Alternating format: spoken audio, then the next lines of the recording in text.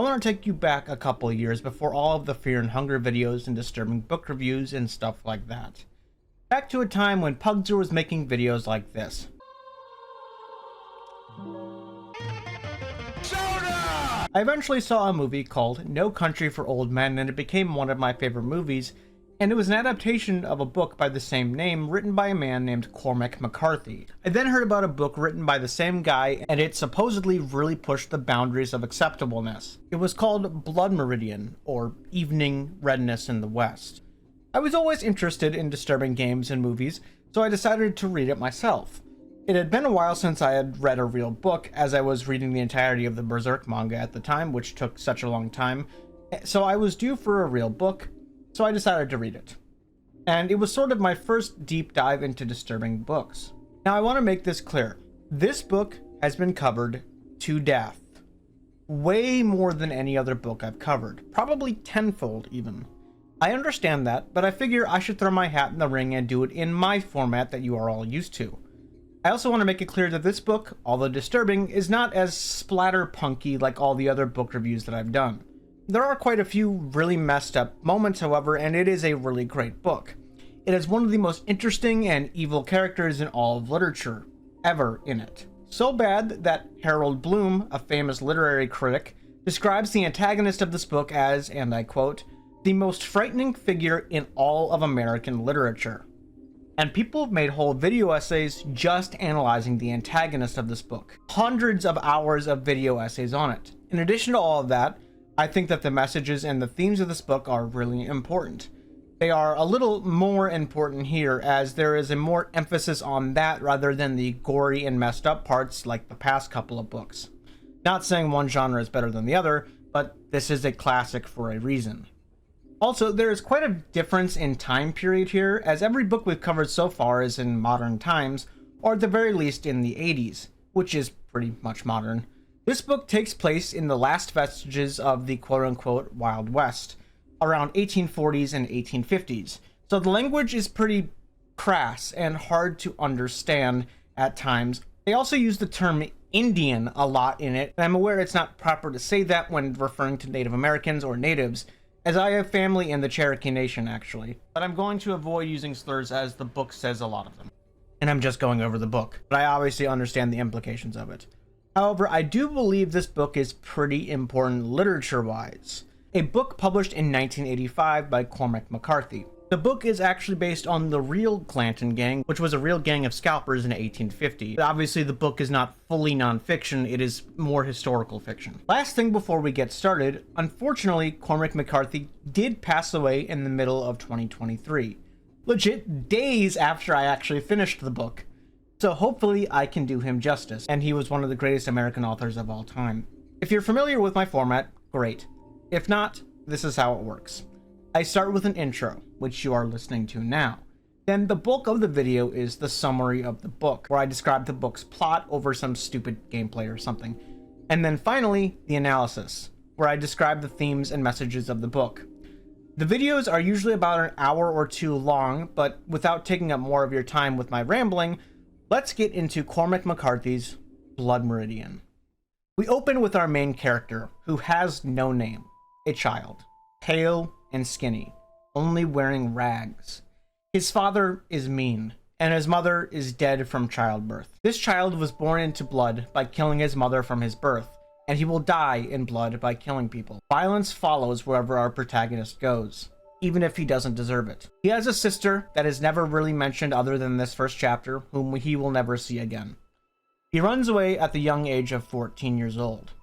He wanders around from Memphis to St. Louis until he catches a riverboat to go down to New Orleans. During this trip, he is shot twice and left to die by a crew member of the boat, for a reason that is seemingly not stated. He almost dies, but is nursed back to health by the wife of the tavern keeper on the boat. She gives him free meals, nurses him back to health, and takes care of him. So the boy had no money, so he escaped the boat late one dark night and swam to a riverbank until a different boat picked him up.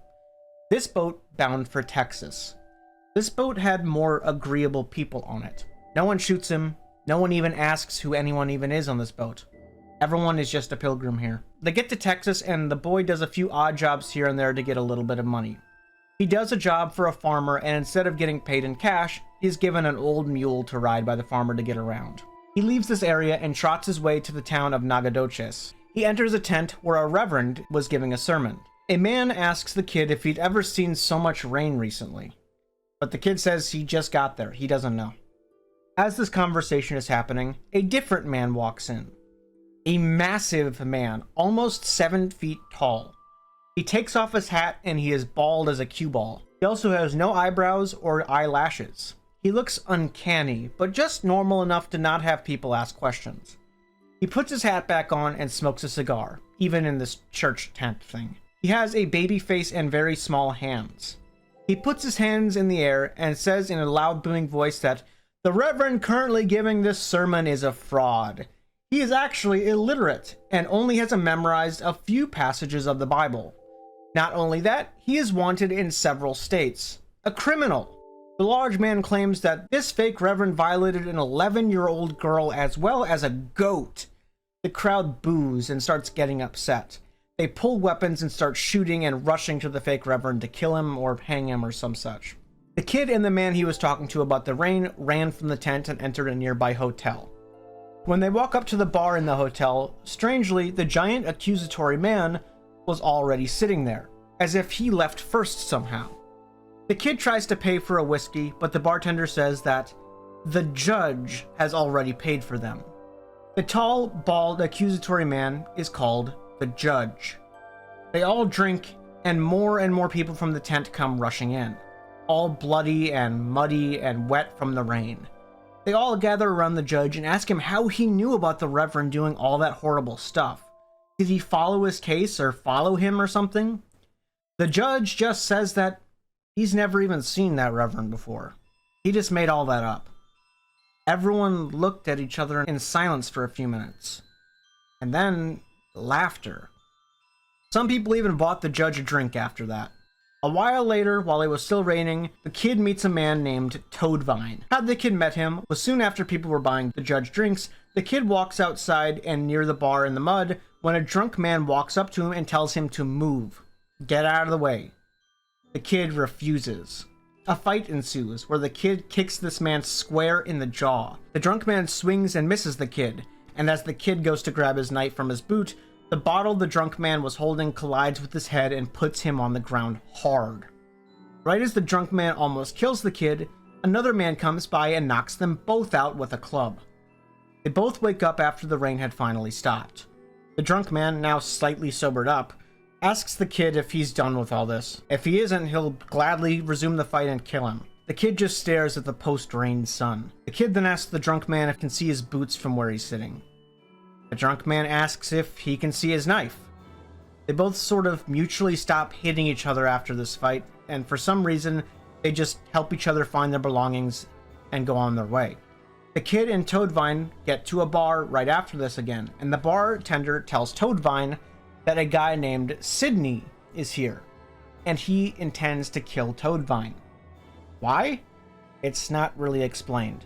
And that's a pretty big theme in the book, and that is violence for the sake of violence. Not everything needs an explanation. Sometimes people just kill each other. Toadvine walks up to Sydney's room and the kid follows him for some reason. I don't know about you, but if a guy almost just killed me, I would want to get away from him. Either way, the kid follows Toadvine and Toadvine asks the kid if he has any matches to light a fire. The kid obliges and gives Toadvine some matches, and Toadvine lights a small fire under this Sydney guy's door. He rushes out of the room and Toadvine tackles him down and gouges his eyes out. For some reason, Toadvine urges the kid to beat Sydney up as well. And the kid just does it. Once again, senseless violence. When the hotel manager comes upstairs to see what the commotion is, Toadvine just kicks the shit out of him and helps the kid so they both can escape the hotel, which is now burning to the ground. The kid finds where he has been stabling his mule after all of this, and steals it back so he doesn't have to pay for the board and rides off with Toadvine. As they ride away, he passes the judge on the way out of town, who just smiles at all the chaos that the kid had just caused. A while later, the kid is camping in the wilderness. He stays alive by stealing. He seemingly is the only person in this wilderness for miles. He's thirsty and he has no water. But he sees a plume of smoke way in the distance, and he drags his mule there and sits by a fire of an old man. The kid asks the old man if he has any water.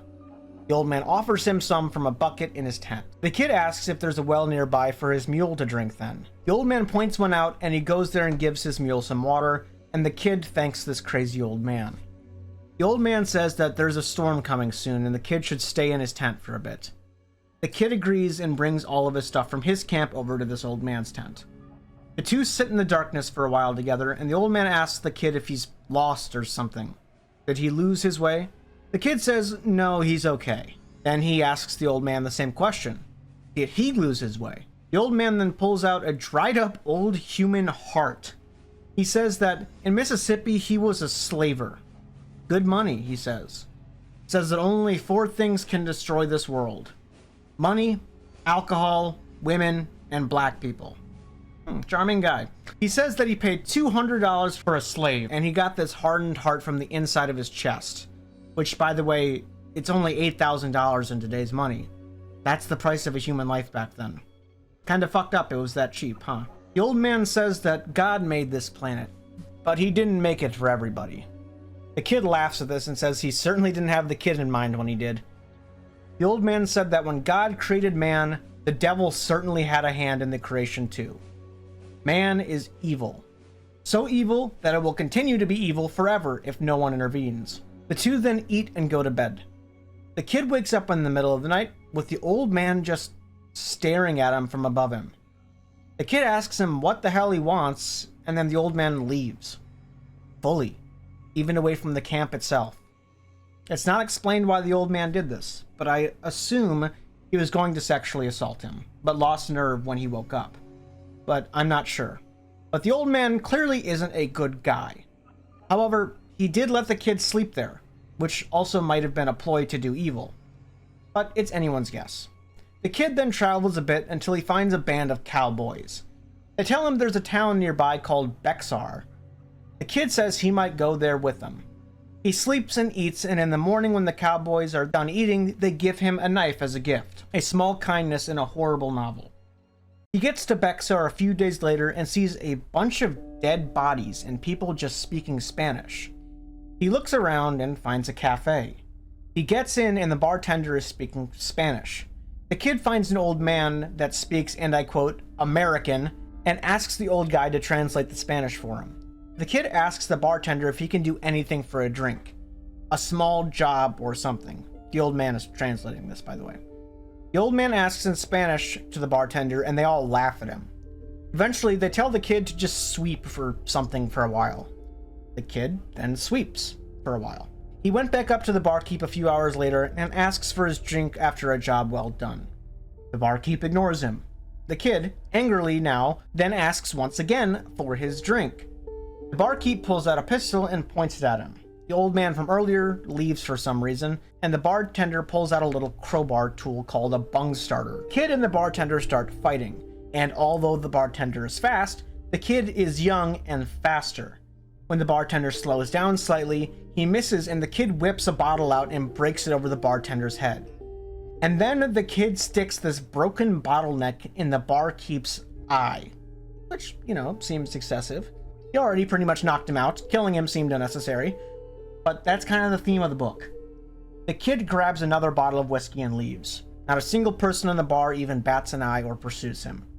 The next morning, he wakes up in a church, his throat dry from a night of drinking. The church is barren, except for a few animal feces and dead bodies. The statues of saints and Jesus have bullet holes in them, shot by guns of American soldiers just testing out their guns. The kid gets up and looks for his mule, which is nowhere to be seen. He looks around and follows the tracks that he sees. He sees 2 men and asks them if they have seen his mule. And they said they saw something wandering towards the river. Could have been a mule, could have been anything. He goes down and finds out that this is his mule, which is now all wet. The kid then realizes he lost the hat that he had on his head. The next morning, the kid awakes to the sound of hooves near him. A voice rings out and asks the kid to come out. When the kid doesn't, the voice rings out, I'm white and Christian, it's okay, don't worry. Because, of course, he says that. He says he's the member of the army. He's about to go down to Mexico to kill Mexicans. The kid says that the war is over. Why would he go down and kill Mexicans? The man says that if the kid is the person who killed the Mexican bartender yesterday, then he seems to have a knack for killing. And this man's captain, Captain White, wants to give the kid a chance at a job. A chance to get the spoils of war, land, and anything he can pilfer from Mexican villages. The soldier asks the kid where he's from, and the kid says he's from Tennessee. The man says that's great and to come meet the captain with him. The kid figures it's better than just wandering around out here, and he goes with him. They go back to Mexar and look around. They see dogs and goats and a bunch of animals just wandering around the city. They get to the hotel where Captain White is. The captain, the recruiter, and the kid are now all in the office, and the captain decides to do a little impromptu interview with the kid for this job. He asks the kid some basic questions, like where he's from and stuff like that. But strangely, the kid says he was robbed in the wilderness, which he wasn't. The captain asks if he was robbed by Mexicans or black people. The kid says both, and some white people too. The captain then asks what the kid thinks of the peace treaty between the Mexicans and Americans that recently got signed. The kid says he doesn't even know what that is. The captain says a bunch of Americans don't, which they're talking about the Treaty of Guadalupe Hidalgo, although it doesn't say it here. The captain says that men from Tennessee like the kid are the backbone of this country. Tons of them fought and died in northern Mexico during the war. The captain says that Mexicans are little better than black people, all uncivilized, which you know is reprehensible, but I don't expect much more from a Southern Army captain in the 1850s. Captain White says that after they take all of the land in northern Mexico to help the uncivilized folks, every man in his company will get a piece of nice and fertile land to keep. The kid agrees and says that the sergeant promised him a horse and a saddle. The sergeant says he absolutely did not do that, but the captain signs up the kid anyway and gets him a horse and saddle anyway as a sign-up bonus. The kid shaves for the first time and goes into town with two other soldiers where he gets some money to get some equipment to sew up his boots. He also gets a little extra spending money, which he proceeds to blow on alcohol. They go to a bar, and a Mennonite, which is sort of like an old Christian group around that time that believed in peace, says that if Captain White's army attempts to cross that river border, General Worth will arrest him. The real army will arrest them, basically. Crossing this river is like awakening the wrath of God, this Mennonite says. They all laugh at this man and spit on him. Like always, the kid, without really trying to, ends up in an extremely violent group of people that see him as one of them. Not that the kid isn't violent, but he ends up going with worse men than himself, and then he turns into one of those worse men. This kind of happens a lot and is the main point of the story. The band of unauthorized army men start making their way to Mexico, and they see all sorts of death on their way. Things like piles of human bones scattered around by coyotes. Food was scarce for a while, and they would kill mules and javelinas for food.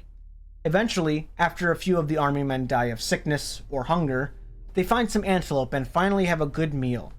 Despite this, however, even more of them die. So many that wolves start following them to scavenge what's left. More die from sickness, and more wolves begin to follow. A ghost of an army is left and dying of thirst and heat. They come across bones and clothes strewn about. They would travel by night, as the hot southern sun would scorch their very souls if they traveled by day. They would make camp without food or water, and the horses would cry amongst themselves due to dehydration and the horrible state of everything. Days stretch on, and there's nothing in the view in the landscape other than death. They all pray for rain, yet God wasn't crying today. Nothing but death no matter where the company looked. Eventually, they happen upon some cinders of a campfire. People have been here. The captain tells people to look around, as they can't be far. Their prayers are answered and they find water and supplies here. They search around a little more, and two soldiers bring out an old man that was hiding in a barn nearby. They try to communicate with him, but he just pisses himself, and the captain says that he's not all there, and they just move on. Soon, they see a huge cloud of dust, and it appears on the horizon a day after they camped in a small dead city.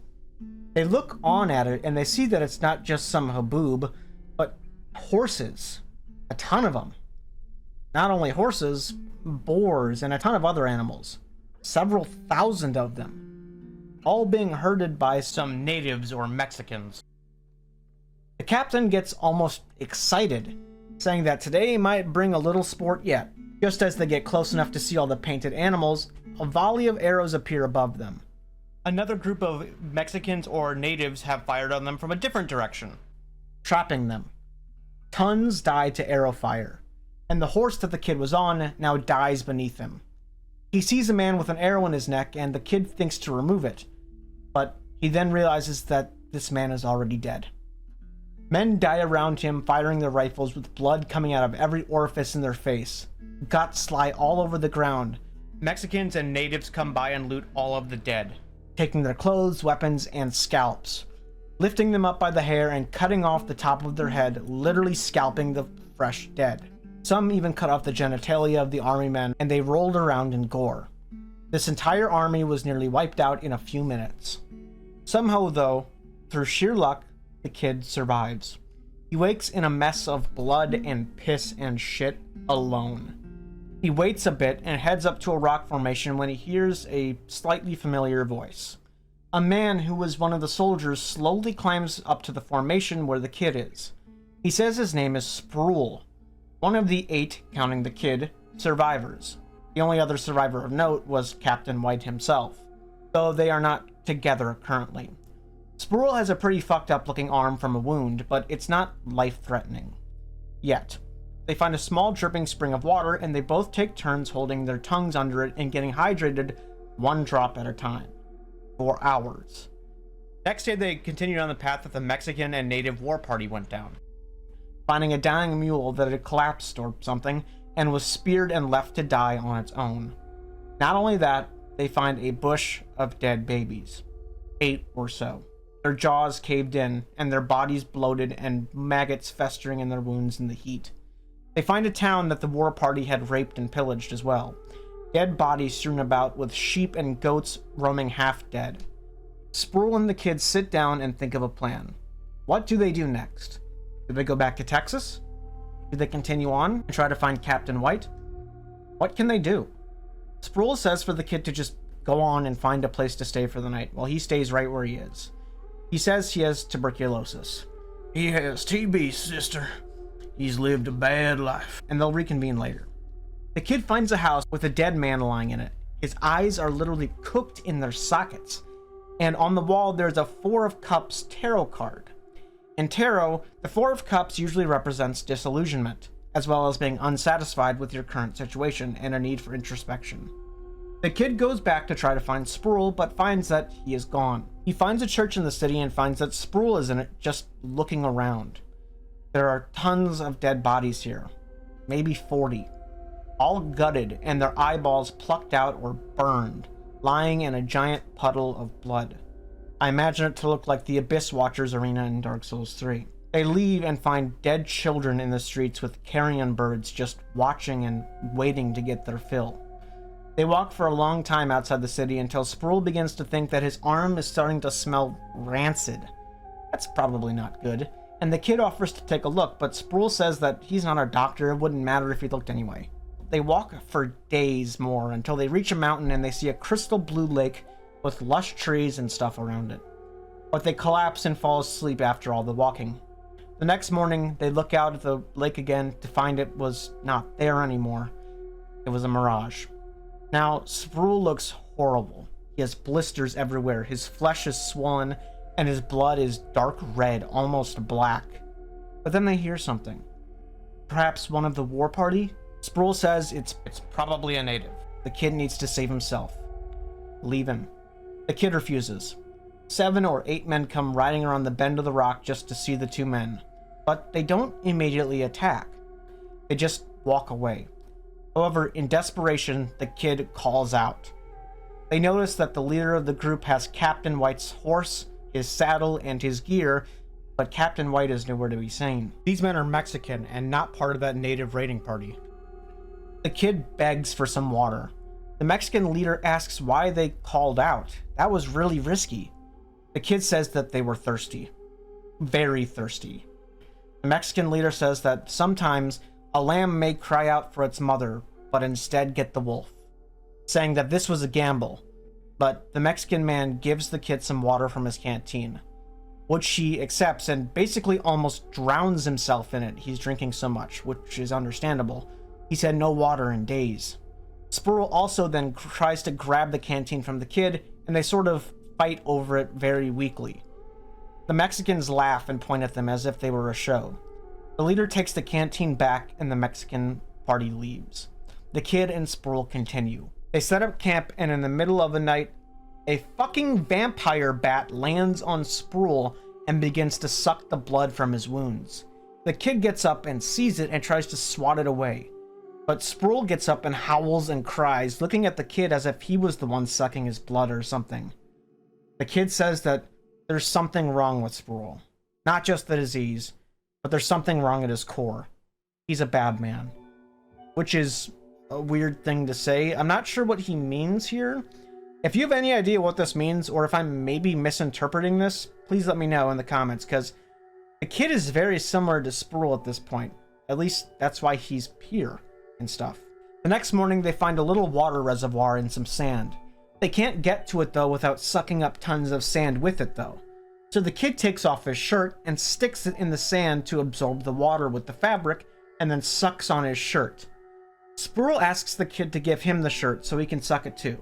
But the kid then poetically says, "Suck ye own shirt." Sproul reluctantly takes off his shirt, and it sticks to his pus and blood-filled arm, which is now swollen beyond belief with maggots already crawling in the wound.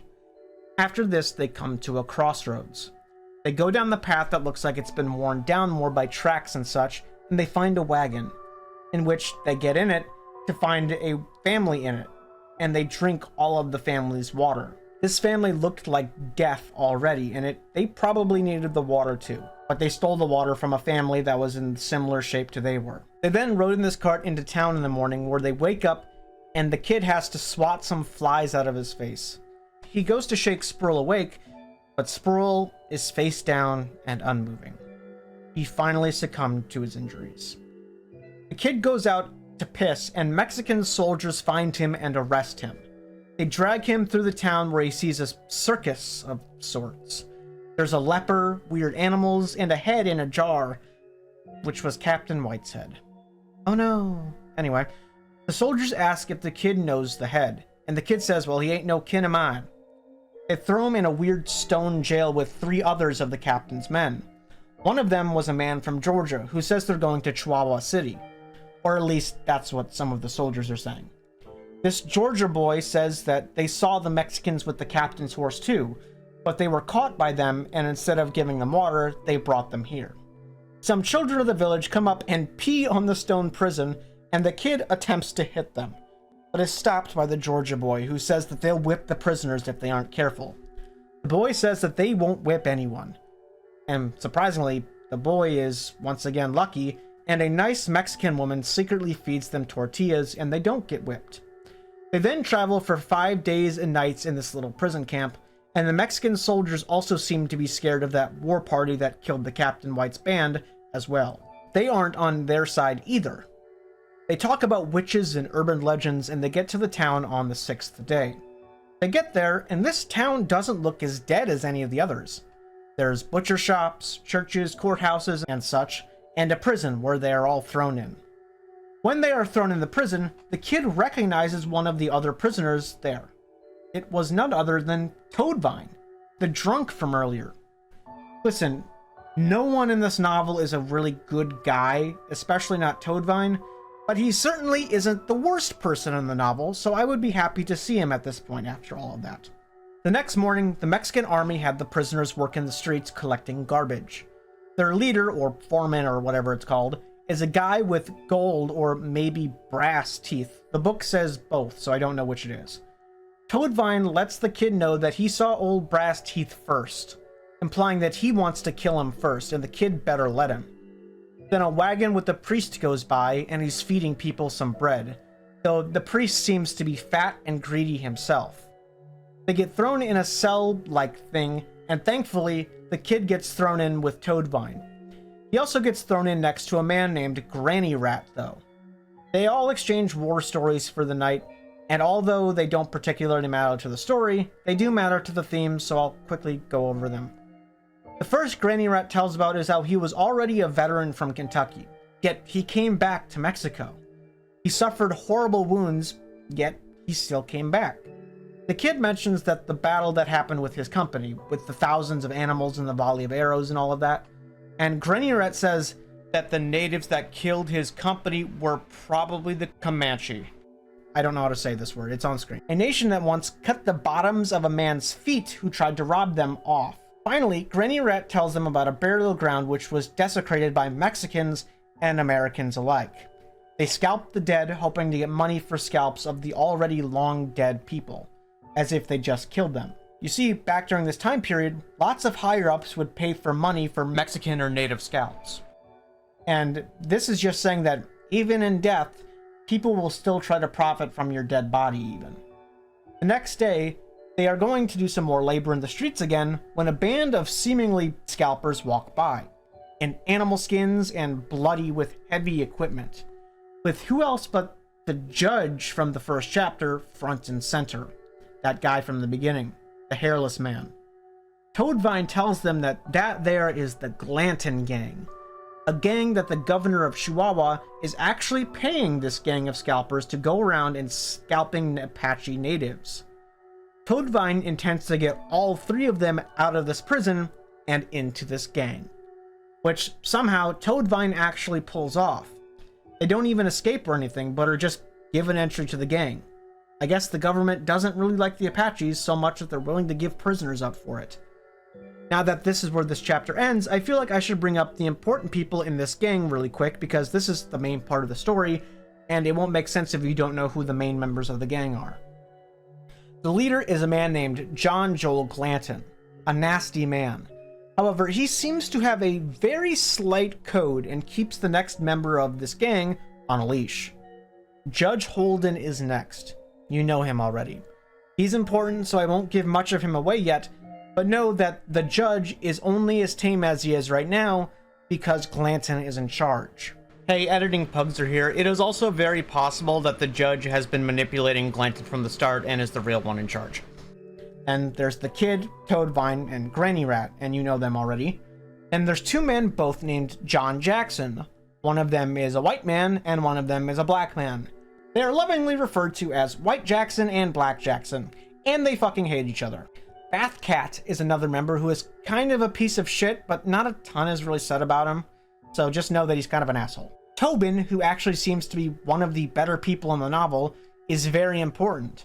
He used to be a priest, and still holds many of the beliefs of a priest, although he's in a scalper gang, so like, he's not the paramount of a good person or anything. David Brown, who also isn't fully a horrible person, and is high up in the gang as well.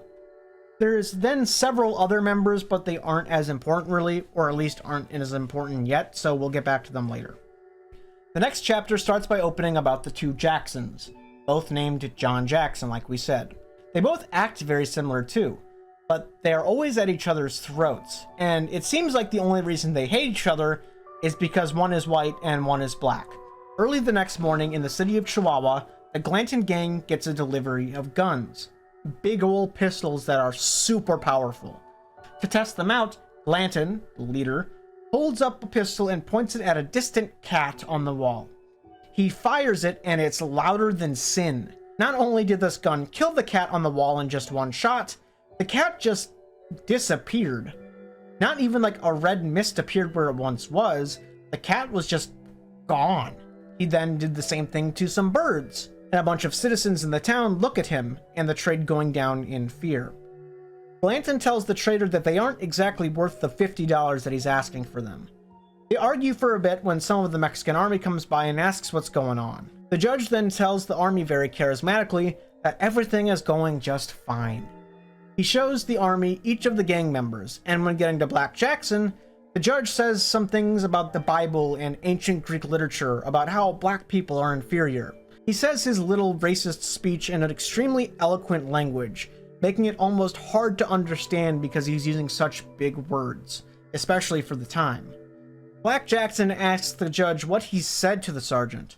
This judge basically then just says, "It's just words. Don't worry about it." The judge then pays the traders and they get going. They make camp for the night, and Toadvine talks with Bath Cat about gambling, about which Jackson would kill the other Jackson first. He bets his necklace of ears of natives that he's killed on Black Jackson killing White Jackson first.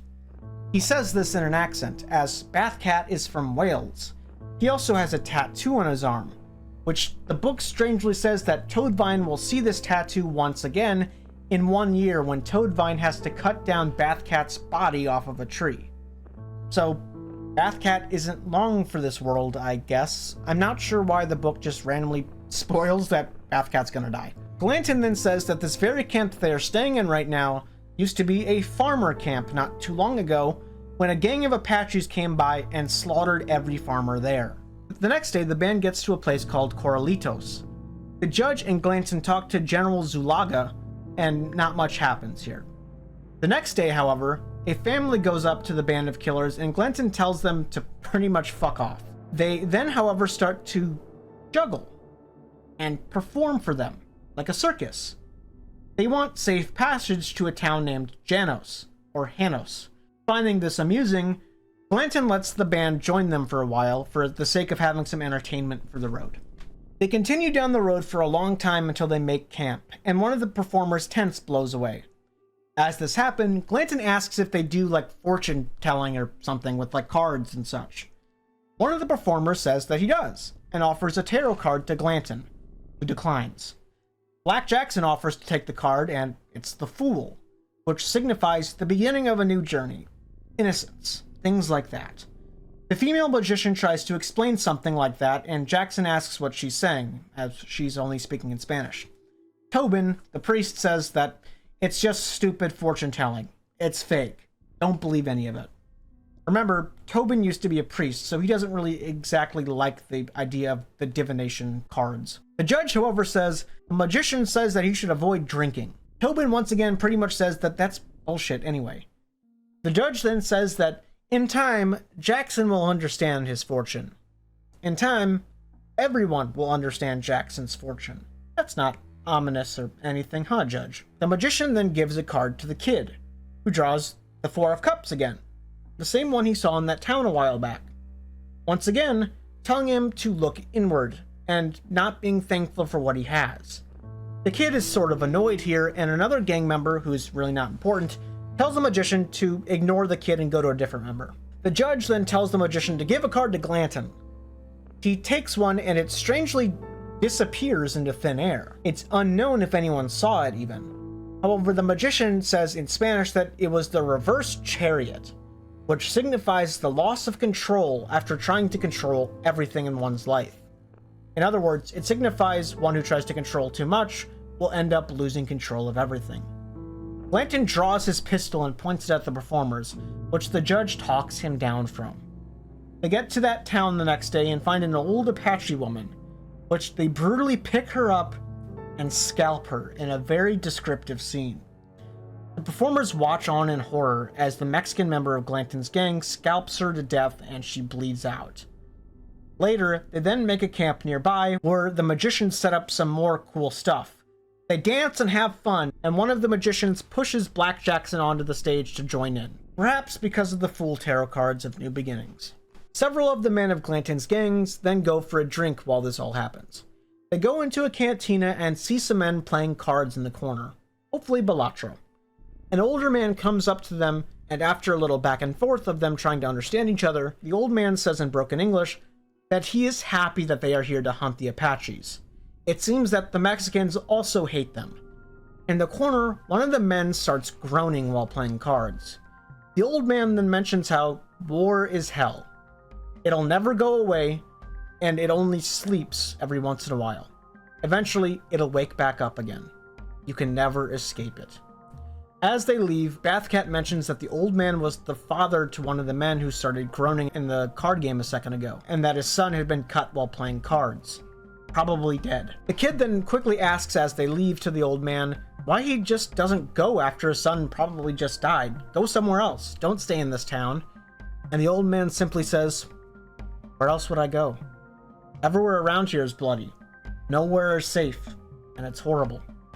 Violence and war, no matter where you turn here." As they leave, they ask the guard if everything is going okay. And he just says, "Yeah, why wouldn't it be? Even though people are dying left and right in this city and violence is everywhere, This is normal for this Mexican city around this time. They get to a camp the next day and find out that the Apaches were just here. They look for any sign of them, but as they do, they realize someone's missing from the Glanton gang now. Granny Rat has deserted. The judge then insinuates to Toadvine that he is the leader of this little sect of the Glanton gang. That sect being Toadvine, the kid, and Granny Rat, as they've all been together this whole time.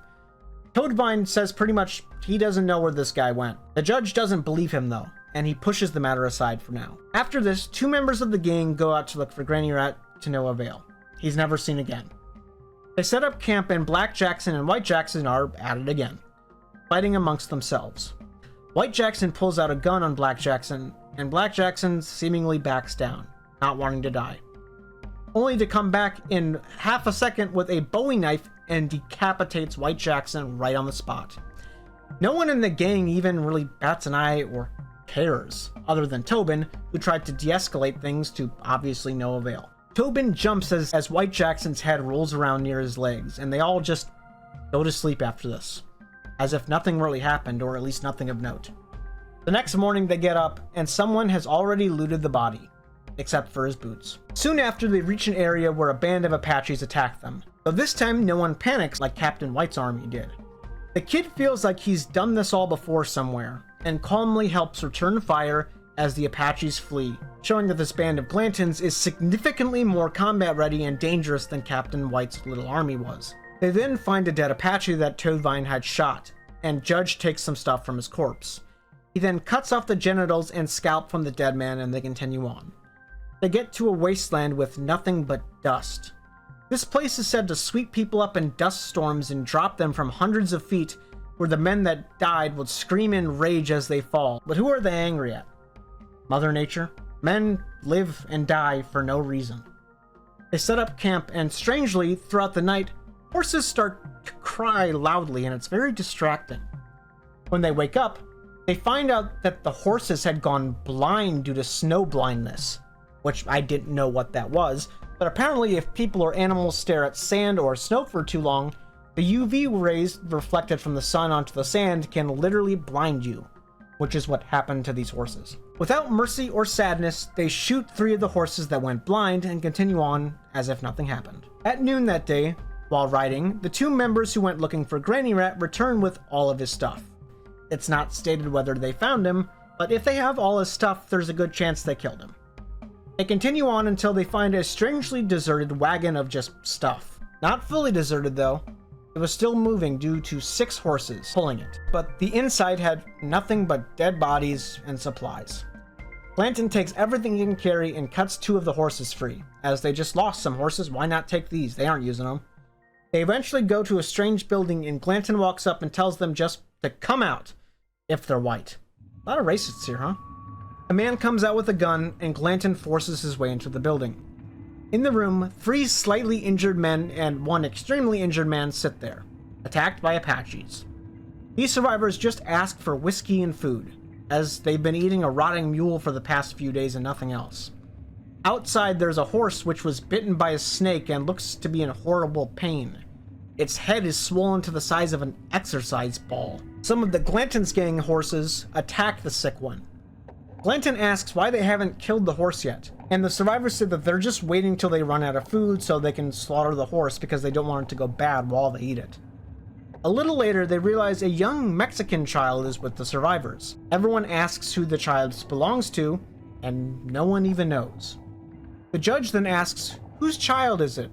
And once again, no one answers. Glanton looks at the judge, frowns, and walks away. The judge and some of the survivors find a mine to go in nearby, and someone is in there reciting scriptures about the rocks and stuff. But the judge then just disagrees with them. The men then say they learned all of this in the Bible, or some holy book at least. The judge then states that books lie.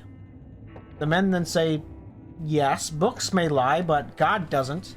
The judge agrees, but feels that God speaks through the trees and the rocks and the earth itself more than any holy book. They all look at him and sort of agree with him and see it from his perspective. He then calls them all fools and laughs at them.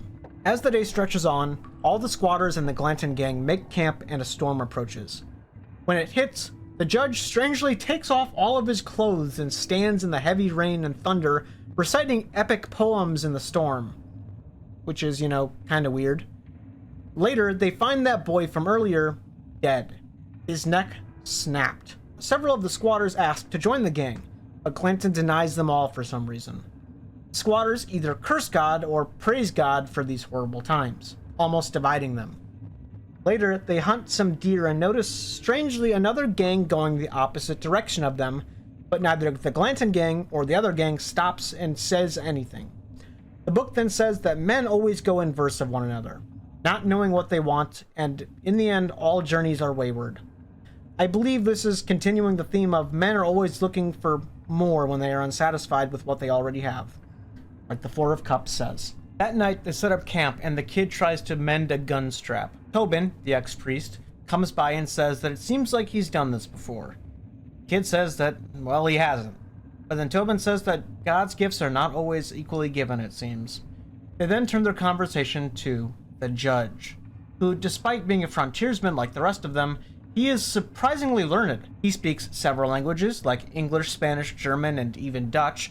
He is adept with a fiddle and a great dancer, too, let alone the fact that he's a giant and gifted in violence. He seems almost supernatural how amazing he is at anything he tries. Tobin thinks that maybe God speaks the loudest to those who do not believe in him, to try and sway them perhaps. Maybe that's why the judge is so good at everything, because he is such an obviously horrible person. The kid says that he's never heard this so-called voice of God, but Tobin says that only when it goes silent do you realize you've heard it all your life. Tobin then asks what the kid thinks about the judge. Kid says he doesn't know, but he encountered him once before he joined the group in Nagadoches. Tobin then says something very strange. He says that makes sense. It seems that every single man in this group has met the judge once before they joined the group in strange places. Tobin then gives a story about how the Glanton gang found and recruited the judge in the first place, which gives birth to one of the biggest theories about the judge that everyone talks about when they talk about this book. They were fighting natives, like usual, a while back, and when they were low on supplies, they just sort of found him. He was on a rock in the middle of the desert, just sitting there. It seems like he even brought the rock because there was no other rock to be seen anywhere. He had no water, no food, nothing. No horse, nothing. In the middle of the desert. Seemingly impossible how he got that far without it.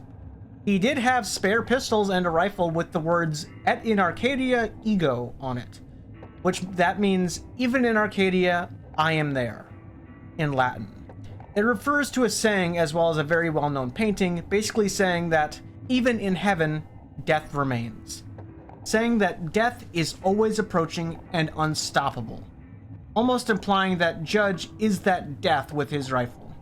This is such a powerful image that I remembered this and I named one of my guns in Counter-Strike after this scene. The Judge had no ways to fend off the elements, but he did have weapons of war. The gang needed powder for their guns to fend off the natives, as they were out of gunpowder to fire their guns. David Brown, one of the gang members, pleaded to leave the Judge where he is. For some reason, he felt his honor wouldn't allow the Judge to join them. He just felt evil. Glanton studied the Judge and disagreed and let him join the group. As soon as he did, it felt like Glanton and the Judge had known each other forever. They talked as if they were brothers. The Judge then suggested, all while they were being chased by natives, that they make a detour into this mountain for seemingly no reason. The mountain wasn't even in sight either. The Judge just knew where it was for seemingly no reason. They get there and the Judge seems as happy as a clam, not even seemingly acknowledging the situation that they are in. As they climb the mountain, the Judge grabs plants and starts studying bats that he sees at night. They find a cave in the mountain with the natives very close by, and the Judge just begins to collect bat poop. The reason? It has potassium nitrate in it. They also get powdered charcoal from the surrounding area, and when they go further up the mountain, the terrain is extremely unforgiving. Here the Judge gives a sermon seemingly out of nowhere about how the earth provides everything humans need, like an egg. Though no man had ever heard this sermon in any church or any holy book, as if it weren't even a real sermon. They then followed him for some reason, like the followers of a new faith just born or something, until they got to horrible terrain that cut them through their boots and their horses' hooves. They then saw what they thought to be goat tracks. Tobin says that they almost looked like the devil's footprints, like he came from this mountain right here. Near the top of this volcanic mountain, the judge laughed at the rest of the gang and told them to start breaking rocks near here as they contained brimstone, which has sulfur in it. They did just that. The judge then mixed the bat poop, plants, brimstone, and then pissed on it, and then kneaded it together like bread dough. He then put this paste on the ground and let it dry out. The natives literally right on top of them now. But the paste on the ground dried out and it made it like a dusty substance. The judge then told them to gather around, and they used this concoction as gunpowder. And wouldn't you know it, this unbelievably impromptu plan out of nowhere worked. They used this weird substance as gunpowder, and their guns worked yet again. The judge then lured all the natives in by acting like a survivor, and then the gang appeared out of nowhere and killed every single native there. They were saved. The kid was intrigued by this story and then asked, why do they call him the judge? What is he the judge of? Tobin quickly hushes the kid. The judge has ears like a fox, he says, and he doesn't want to hear that question.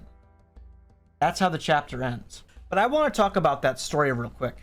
Something I learned from several video essays on this topic, which you should check them all out by the way, is that this story is a reference to the 1667 epic poem by John Milton known as Paradise Lost.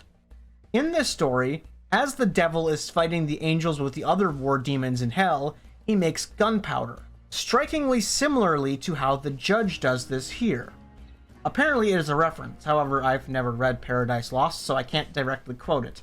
But just know that the judge and the devil are compared here in the story, as well as the whole hoof print things that Tobin says. However, I do want to get ahead of this real quick and say that almost every source likes to claim that the judge is literally the devil in the story. It's a big theory.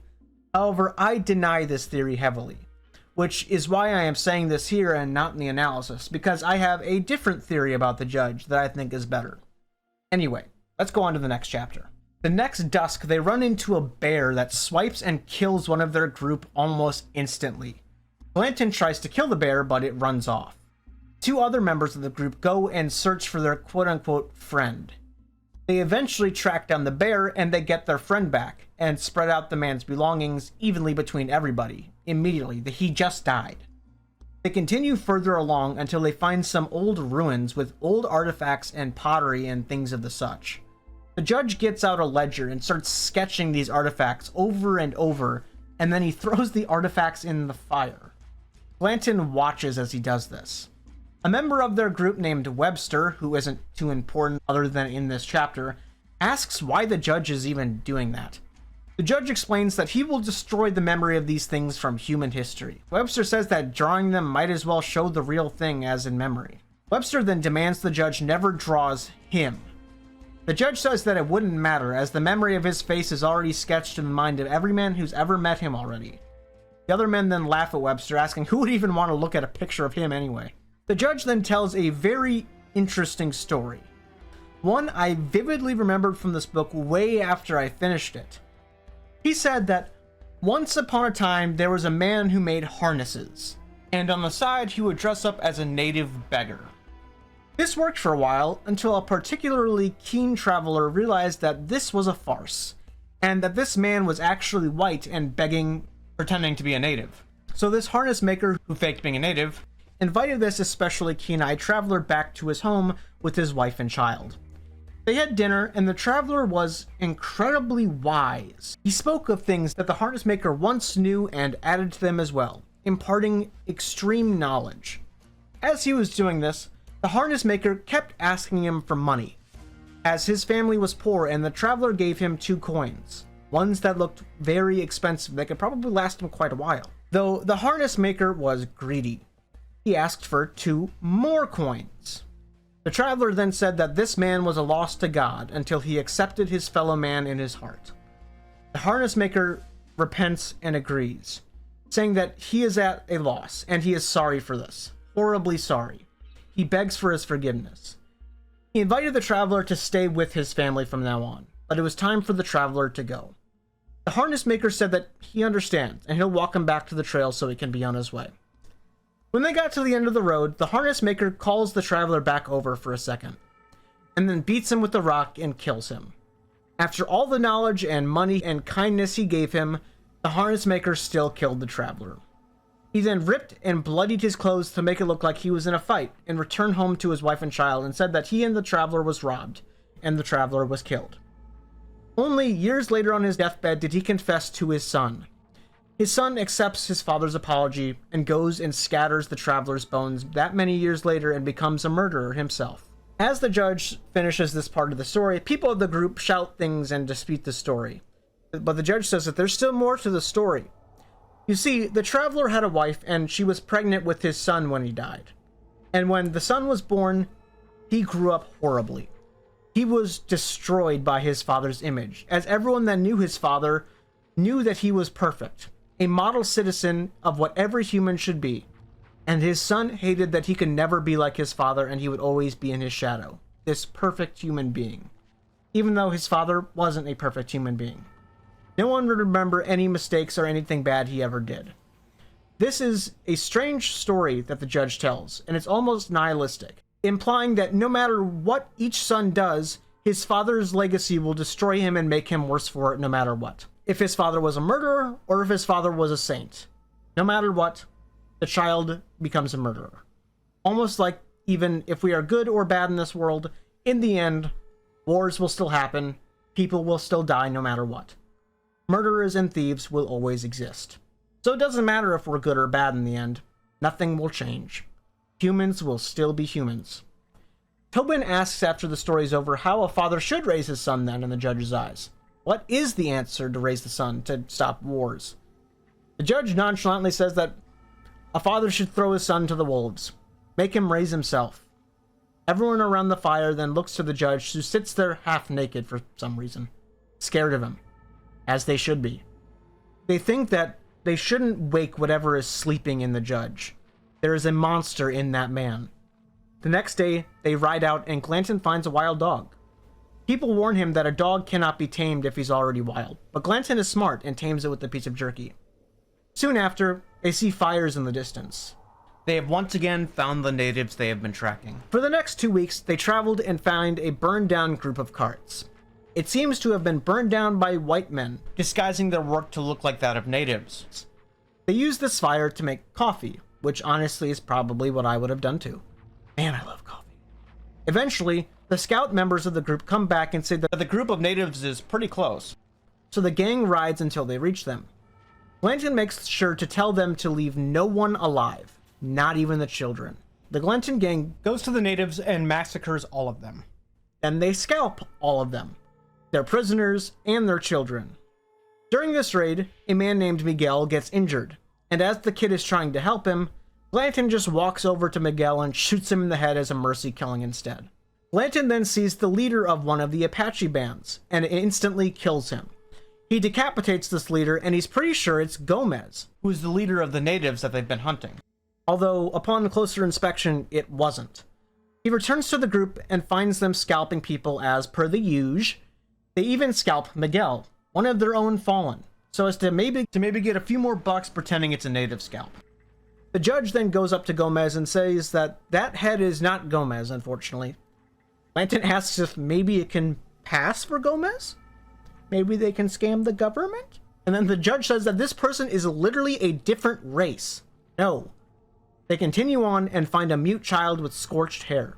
Judge Holden surprisingly takes in this child almost as an act of mercy, and they continue on and meet up with David Brown, another member of the group. He has an arrow in his leg and won't survive if it isn't tended to. He asks the doctor in the group to help, but the doctor denies. He asks the judge, who laughs at him and then denies. He begins to brace himself to pull the arrow through himself, but surprisingly, the kid pipes up and says he'll help him. Brown calls him a good lad. And then, through some struggle, they pull the arrow through and dress the wound. All is good. The kid sits down next to Tobin, and Tobin calls the kid a fool. Tobin says if the kid would have fucked up, Brown would have killed him too. Brown would have taken him with him. That's why no one wanted to help him. Well, that and they're all selfish. They make camp a bit later, and Judge Holden is holding up the Apache child on his knee, seemingly acting like a father to it. The other camp members try to make the child laugh, they feed him, and it seems like the group is being unusually kind to this child, almost raising it as one of their own. The next morning, Toadvine walks past the judge with the child yet again. However, a few minutes later, Toadvine walks away to do something and comes back literally seconds later, and the child is dead and scalped by the judge. Of course, the judge wasn't being kind to the child. He is something far worse. Toadvine, having a very slight moral compass, puts his gun up to the judge's head. The judge just smiles at him, tells him to either pull the trigger or put the gun down so they can get going. Toadvine reluctantly puts the gun back in his holster. They continue, and after 5 days, they are being pursued by Apaches yet again. And they are very close. They see a hacienda, which is a great Black Ops 4 map, by the way, and they fight in this little mansion. Then, once it's all shot up, they continue to a different town.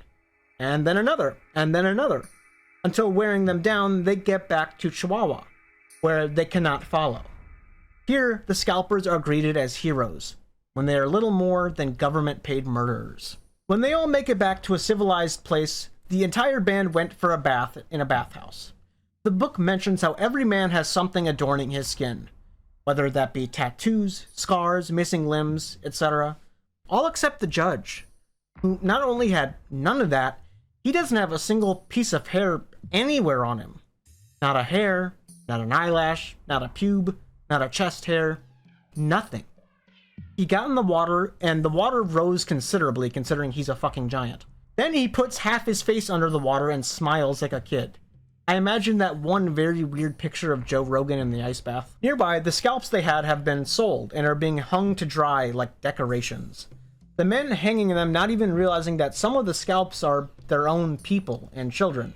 Angel Trias, the governor, then invites Glanton and his men to eat dinner with him. Although Glanton had to convince him to invite the whole gang and not just him, showing some strange code or maybe some camaraderie between the scalper band. During this interaction, the Mexican leaders toast to American heroes like George Washington. Although, when the scalpers try to reciprocate and toast Mexican heroes, they don't even know any Mexican heroes' names. The party gets rowdier and rowdier. Strippers and prostitutes are brought in, and the Glanton gang begins getting louder and louder, even setting things on fire. Black Jackson goes into the street and exclaims he's gonna shoot the ass off of baby Jesus for some reason. This party lasts for days, maybe weeks, so bad that the town was virtually destroyed by this party. Men lie drunken in the fountain and fires had been set to houses. Little girls went missing, and by the 15th of December, they leave town. They end up in Cayome, where the same thing happens. They are welcomed with open arms as heroes, then they destroy the town with their partying. Soon, they find themselves camping at Hueco Tanks, a national park near El Paso. Here, the judge copies down the pictographs he finds on the walls of the caves. He then would destroy the pictographs as he drew them in his ledger. A little while later, they happen upon a group of Tigua natives. Toadvine, once again having the ever so slight inkling of a moral compass, says that these people are peaceful. There's no reason to kill them and scalp them.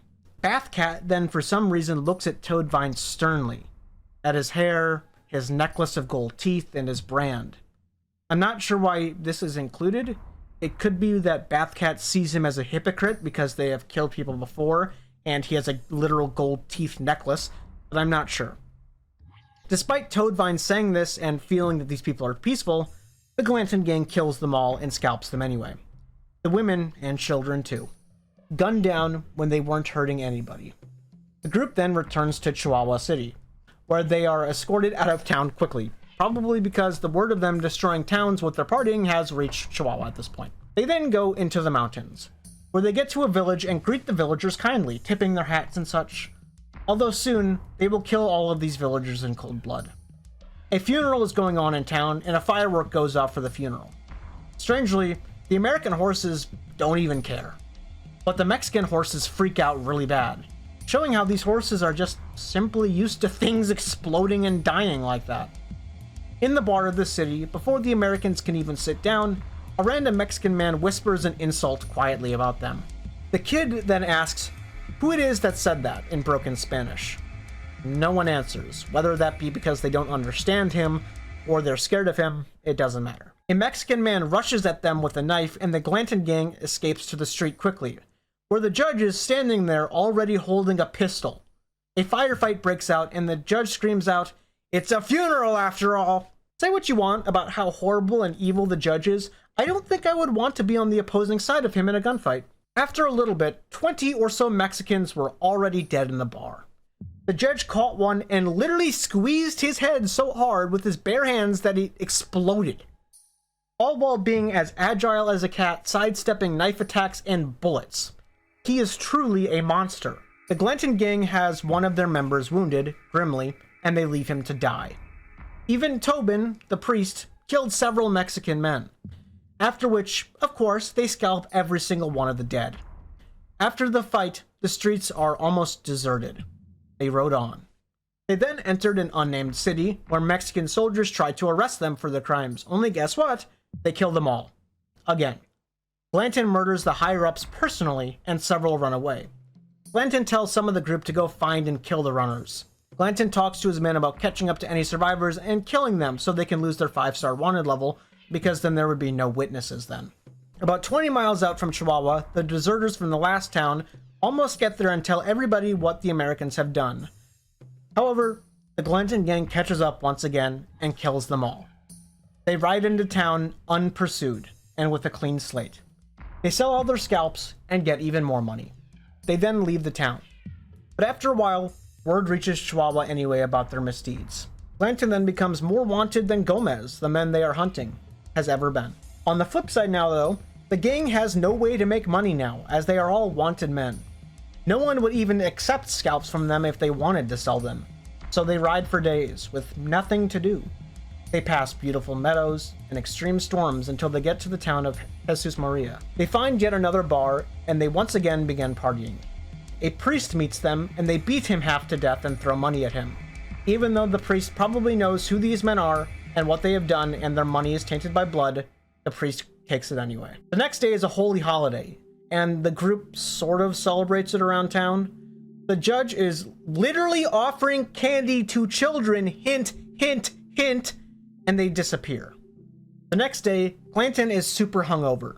He feels sick and he shoots his pistols in the street as if he's in a fugue state. The judge takes him to bed and puts a wet washcloth on his head, almost like a caring mother. When Glanton finally falls asleep, the judge goes into town alone. He meets a boy who is selling puppies. He asks how much the puppies are and then does that magic trick to the boy where he pulls a quarter out of his ear and then pays for the whole sack of puppies. Alright, here's a warning. If you are sensitive to animal violence, especially violence against dogs or puppies, I would suggest you skip to the timestamp indicated on the screen right now. Well, the judge, being the worst person imaginable, takes these dogs after he buys them to a bridge and then throws the sack in the river. He then calls out to Bathcat, who is pissing in the river, to take his gun out, while he's still pissing by the way, and shoots the helpless puppies in the water. He does just that, while the puppy seller watches. Why does he do this? No reason. Like the theme of the book has shown, violence doesn't need to have a reason. Men just do it. But more on that in the analysis. Glanton then wakes up, and then once again, for zero reason whatsoever, cuts down a Mexican flag in the city and then ties it to a donkey, just to piss people off in town. Hey, guess what? They begin firing on each other again. Glanton then leaves with his men, and one man comes up and says that many of Glanton's men who were still at the bar were killed, as the town people burned down the bar with them still in it. In addition, any scalpers they captured were baptized and then shot in the head. The gang continues up the mountain and sees a group of miners, and that's miners with an E, calm down judge, on a bunch of mules. Glanton, mean-spiritedly, almost pushes one of them off the cliffside, and then the miner pulls out his gun to retaliate, only for one of the Glanton gang to shoot him in the skull first. Guess what? Another gunfight. It's very hectic, and after a while, a bunch of people get separated from the group. After the fight has died down, the judge notices that Black Jackson is missing.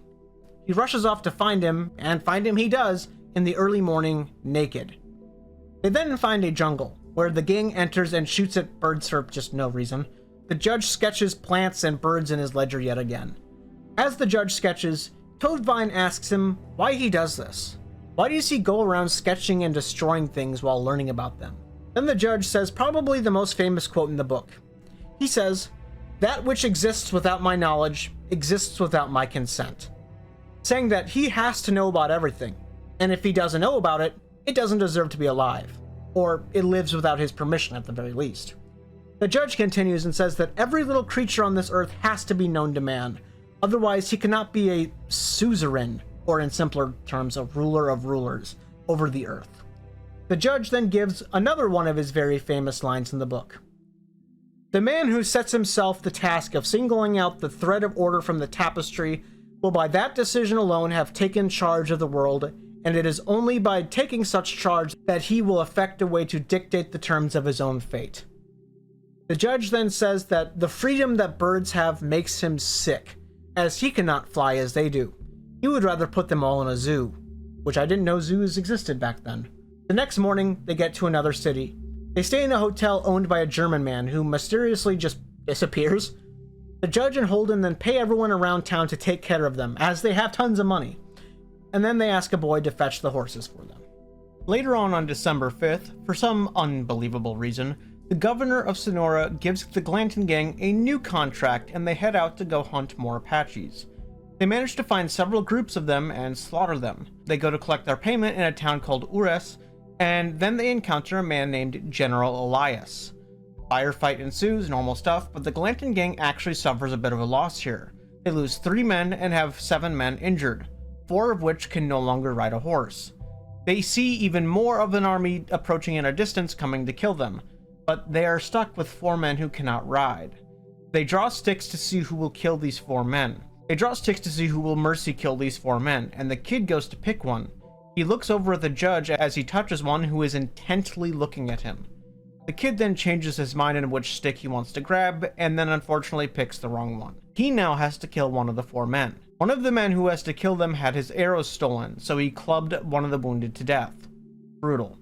The kid hesitates a little, but tells one of the other men who drew a short straw to just leave and he'll kill 2 of his comrades instead. The man who he is trying to spare says to him that being killed by a comrade is much better than a slow death after being captured, so don't be scared to do it.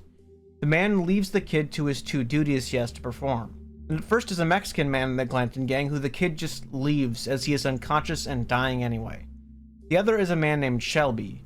He is scared and crying. He begs the kid just to hide him and leave. Maybe he can live if he hides when they pass him. The kid says if he does so, Glanton might come back and see his mercy as a weakness and kill him too. As he's saying this, Shelby reaches for his gun but fucks up and the kid notices. He then begs and cries for the kid to just hide him. The kid eventually does hide him and then just starts to leave. Shelby then begs for some water, and the kid, irritated, gives him some and leaves anyway. The kid then catches up to the man whom he's scared killing his comrade for, and that guy's name is Tate. Tate has to walk with his horse because he is injured, and the kid stays with him for a bit. But after a while, he realizes he's going to get caught if he does this, by the people trying to kill them. He then promptly abandons Tate and runs anyway.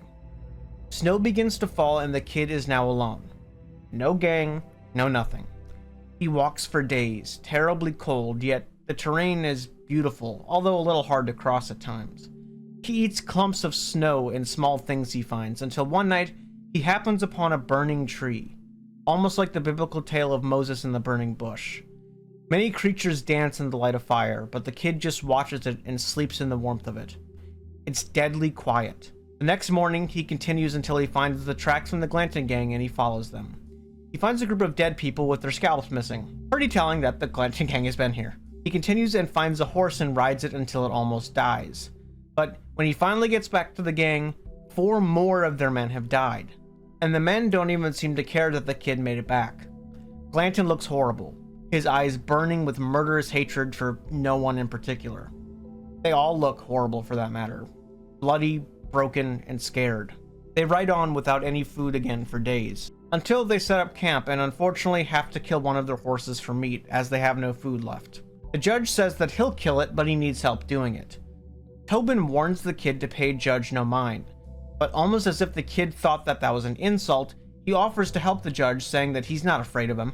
They then take the horse a little ways away from the camp, and they get so close to the horse that they see its white teeth. And then the judge just casually picks up a 100-pound rock like it's nothing and bashes the poor horse's head in.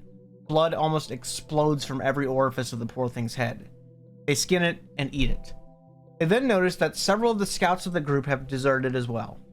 Their numbers are dwindling. They get up the next day and find several bodies, and they are blackened by fire in wagons.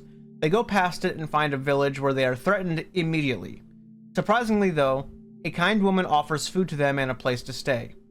They get to the barn and it smells like shit, but they're grateful, and the boy closes the door, the dark and cold barn, for a night to sleep. The next morning it was even colder, and there was fresh snow on the ground now. They go further and they lose a horse to a bunch of bulls who kills one of their horses, and the rider takes out a gun and shoots the bull in the head and gets off his horse, disgusted. No one in the group even offers to help the man who just lost his horse. The next day they find two men in a church who seem to live there. They kill one of them and leave the other, who seems to have some sort of mental condition. Glanton says that he should have killed the second guy too, because he doesn't like to see white men act like that. Of course he says that. They ride on to Tucson, which is dangerously close to where I live, by the way, in real life, and they ride silently together. No one says a word the whole way there. They end up finding the deserters as well as Bathcat, but not alive. They are strung up and their tongues are stretched out of their mouths with sharp sticks. Dead. Tortured by the Apaches. This is what the book was talking about earlier when it said that Toadvine would see Bathcat's tattoo again dead later. They continue on further without saying a word. As they approach Tucson, a meteor or a comet passes overhead. A beautiful green one. Once again, they fall completely silent on the way there. Finally, some dogs start barking and some natives ride up on them. Glanton's horse instinctively takes a chomp out of their leader's horse's ear.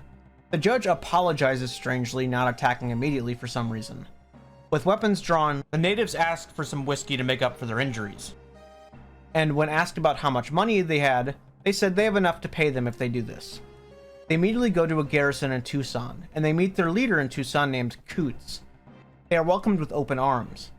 Glanton asks where in this puke hole they can get a drink, and they tell him that although there's no bar open yet, there's one over there. But like always, they ignore this and they go in anyway.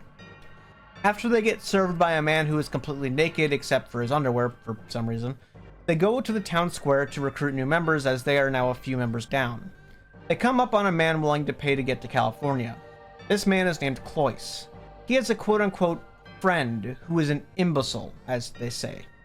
They begin just calling this imbecile simply the idiot, and for some reason the judge really takes a liking to the idiot. Soon, the gang all begin to eat together. The owner says that although they serve people of color, they make them sit at a different table. In a strange turn of events, Glanton refuses and says that Black Jackson is not one of them colored folk. One of the gang gets up and asks the owner if he has a gun. The owner says no, not on him, and the gang member gives him one and says, well, you do now. Go ahead, shoot Black Jackson then, if you don't want him eating with us. The owner hesitates, and as he hesitates, Black Jackson gets up and, like the gunslinger he is, all in one swift motion, he fans the hammer of his revolver and kills the owner within a few milliseconds. They then eat and go to a bar after. Coots, the commander we talked about, meets them there and says he has to arrest the killer of the owner of the restaurant. Glanton says we were never even there. Once again, showing some strange camaraderie despite him being a horrible person. The owner of the idiot and the idiot himself join them after, and the judge once again takes a strange interest in the idiot, who they learn is the owner's brother. That's why he's taking care of him. Then Coots comes back and discusses law with the judge, because of course the judge knows Latin and is very well versed in law. They go over some stuff and no one is arrested for the murder of the restaurant owner. The next morning, a young Mexican girl has gone missing in town. I wonder who did that. They then fall into their old habits of partying. As this goes on, the judge fiddles proficiently as the town burns down and the men drink and rape. The next morning, the judge does some gambling. A man there has a huge chunk of meteor, maybe even that green one they just saw a little bit ago, and he bets the judge he can't lift it. The judge then easily does lift it. He then asks them if they know about planets and such, because of course the judge knows about planets, and because he is decidedly learned.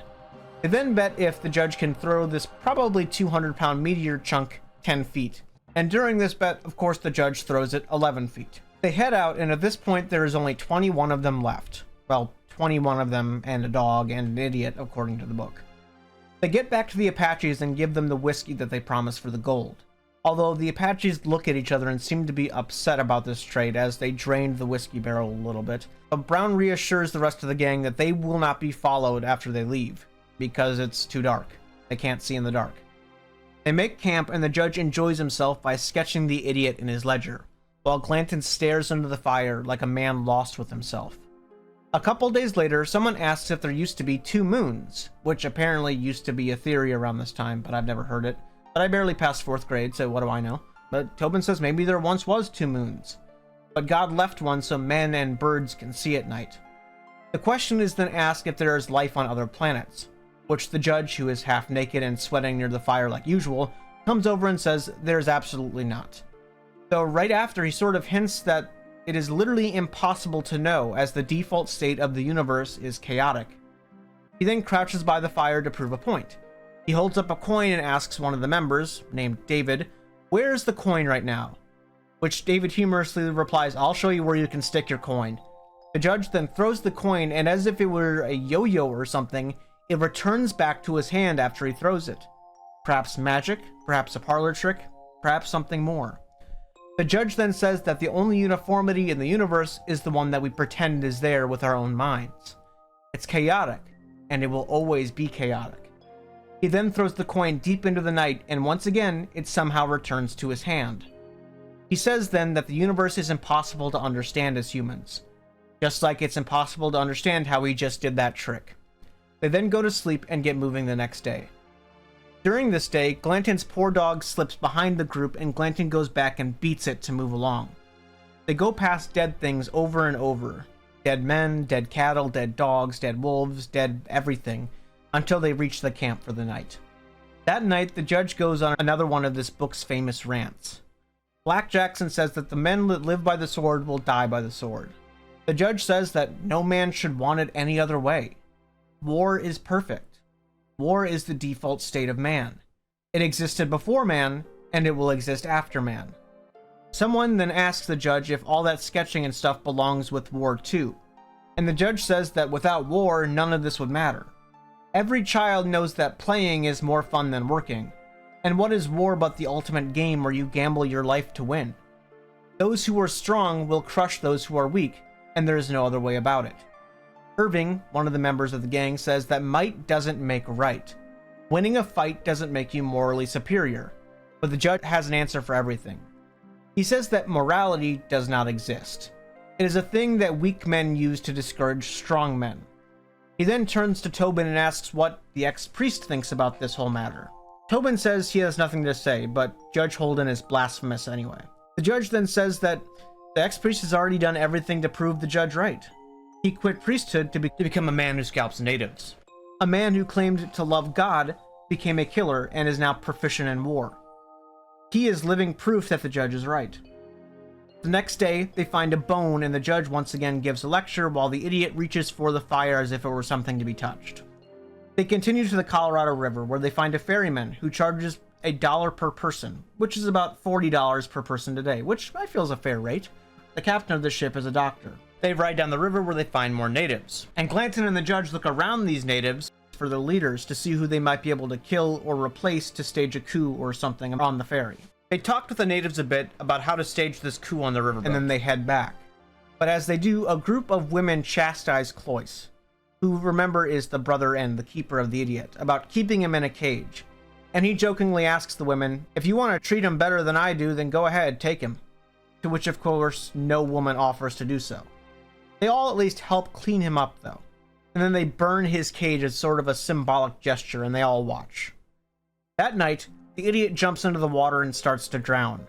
But here comes the judge, who is naked, again for some reason, and he picks up the idiot and saves him out of the water. The book remarks that it looked like a baptism or something. The next day, the judge and Glanton start their plan. They go to the ferryboat captain and tell him that the Yuma natives are about to attack. He gets fooled by this not-so-false statement and allows them to quote-unquote help the ferry. He gives them a howitzer, which is like a big cannon, and the means to bolster their defenses for an attack. 2 days later, it starts. The Yumas run towards the boat, and as they do, The gang proves that not only are they not on the boat captain's side here, they are also not on the Yuma native side either. They fire the howitzer and blow a couple of the Yumas to their death. The Yumas, shocked by this betrayal, retreat. Glanton then relieves the captain of his duty, and by that I mean the captain pretty much quits after seeing this, so Glanton takes charge of the ferry. The captain then realizes what a terrible mistake he's made as Glanton starts charging $4 to ride the ferry instead of $1, basically making it a $160 per person ride, which is a little bit much, but they effectively have to pay to get across. Glanton and his gang here are exploiting those with no other means to get across the river if they have to. Due to this, the US Army creates another ferry a little while later. Then, what do you know, Glanton and his gang burn down this ferry and kill the captain. Once again, making sure that they are the only ones in this business. Months later, after this plan was enacted, the gang's doing great. They've done this stuff and they've stayed here for a while. Toadvine and the kid go up the river to see a band of Sonorans. They are having a sort of festival or some sort of symbolic act by burning a statue that is symbolically supposed to be Judas, the guy from the Bible that betrayed Jesus. This is just randomly said, but if you think of the implications here, there's a good chance the gang is about to get what they deserve, as they just betrayed some people. To add about how horrible this gang is, Glanton has enslaved a bunch of Mexican and native girls. You know what. Some of which are little more than children. Toadvine, Brown, and another member of the gang have to leave to get supplies for a while after this. They do so and get a ton of money, and on the way back, they stop for a drink in San Diego. Only they get so drunk that Brown wakes up and neither of the other members are there, as they have both been jailed. He goes to the mayor and tries to get them released to no avail. So he figures he'll break them out himself. He goes to a gunsmith and tries to saw off his shotgun. The gunsmith vehemently refuses, stating that the gun he's trying to saw off is beautiful. Brown asks how much it should cost to saw off a shotgun. The gunsmith says $1 maybe? Brown pulls out $2.50, says that now he's been paid, saw off the shotgun. The gunsmith still refuses. The gunsmith says that he'll buy the shotgun off him instead though. Brown then denies. He tells the gunsmith to do it or he will literally blow it out his ass. This scares the gunsmith enough for him to run away. Then comes in an officer who asks about this little argument. He asks Brown if he threatened the gunsmith, and Brown says that no, he didn't threaten him, he promised him he was going to do that. Brown saws the gun in half himself and leaves. The cop too scared to do anything about that. Then he gets to town square and finds that Toadvine and the other member have been released. I don't know how, as I thought they weren't getting out, but whatever. They celebrate by looking at the ocean and getting another drink.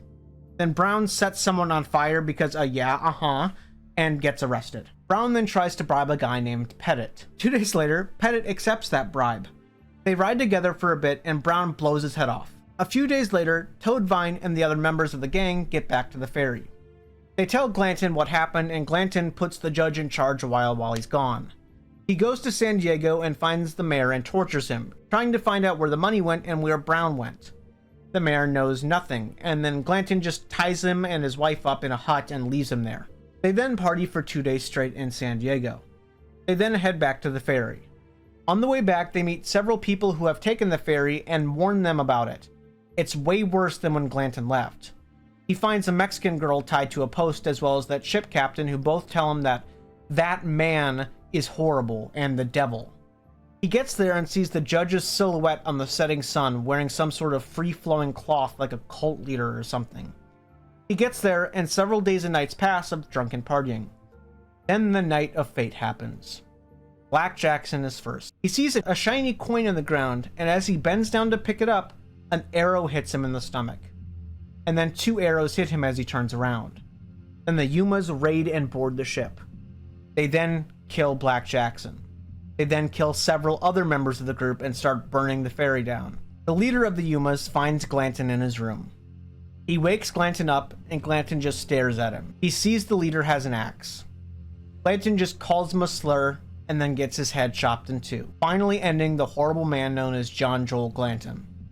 They then enter the judge's quarters, only instead of just standing there like the Glanton did, the judge is ready. He has the fucking howitzer under his arm as if it were a shotgun or something, as well as the idiot and of course a naked young girl.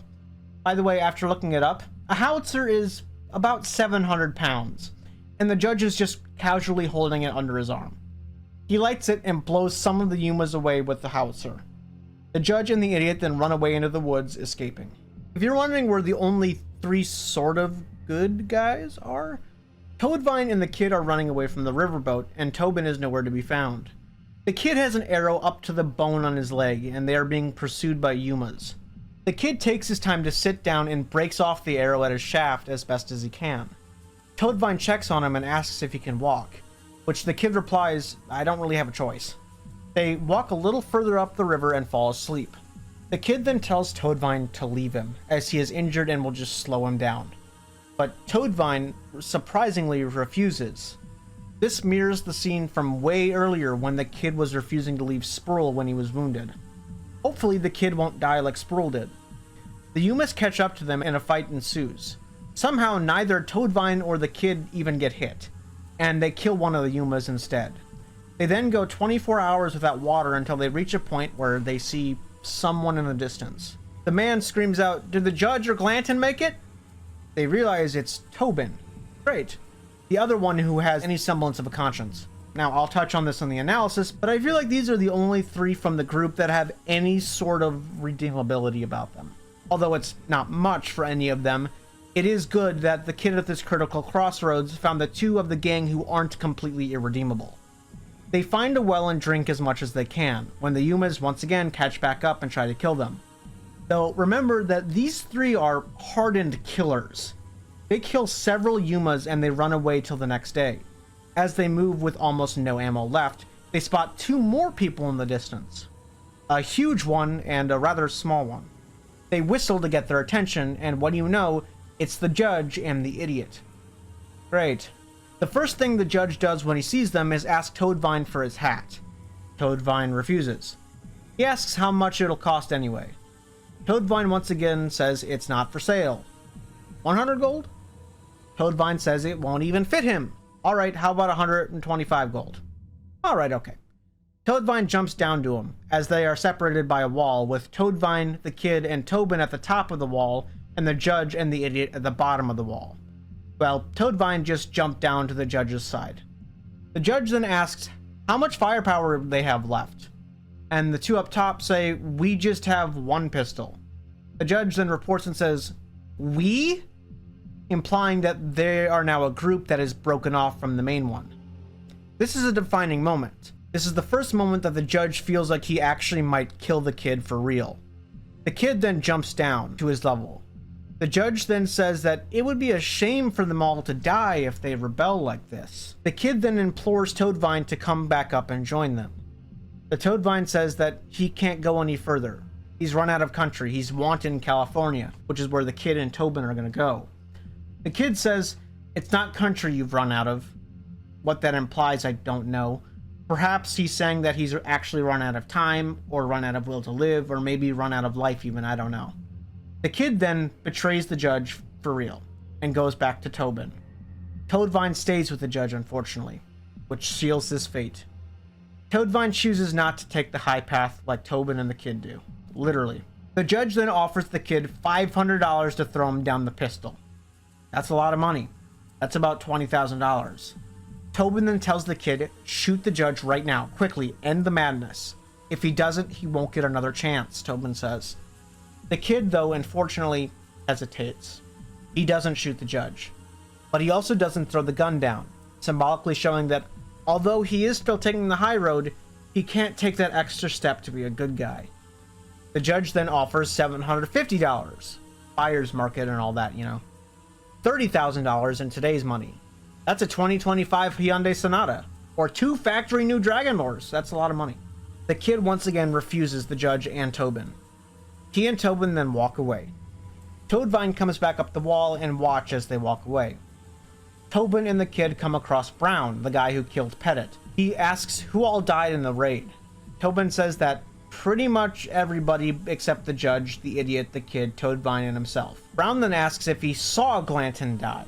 Tobin says yes, he saw him get his head split down the middle. And then Brown runs towards the judge and joins him instead. The next day, the Tobin and the kid are drinking by the river and a shot cracks right past them. The judge is caught up and revealed himself to be the antagonist. Finally, the judge has a rifle and is in both Toadvine as well as Brown's clothes, implying they are both dead, showing Tobin and the kid made the right choice. The kid takes out his gun and fires at the judge, though, like Tobin said, he can't hit him. The judge then calls out for the kid to be friends, obviously to bait him to get out, and they both fire on each other once again.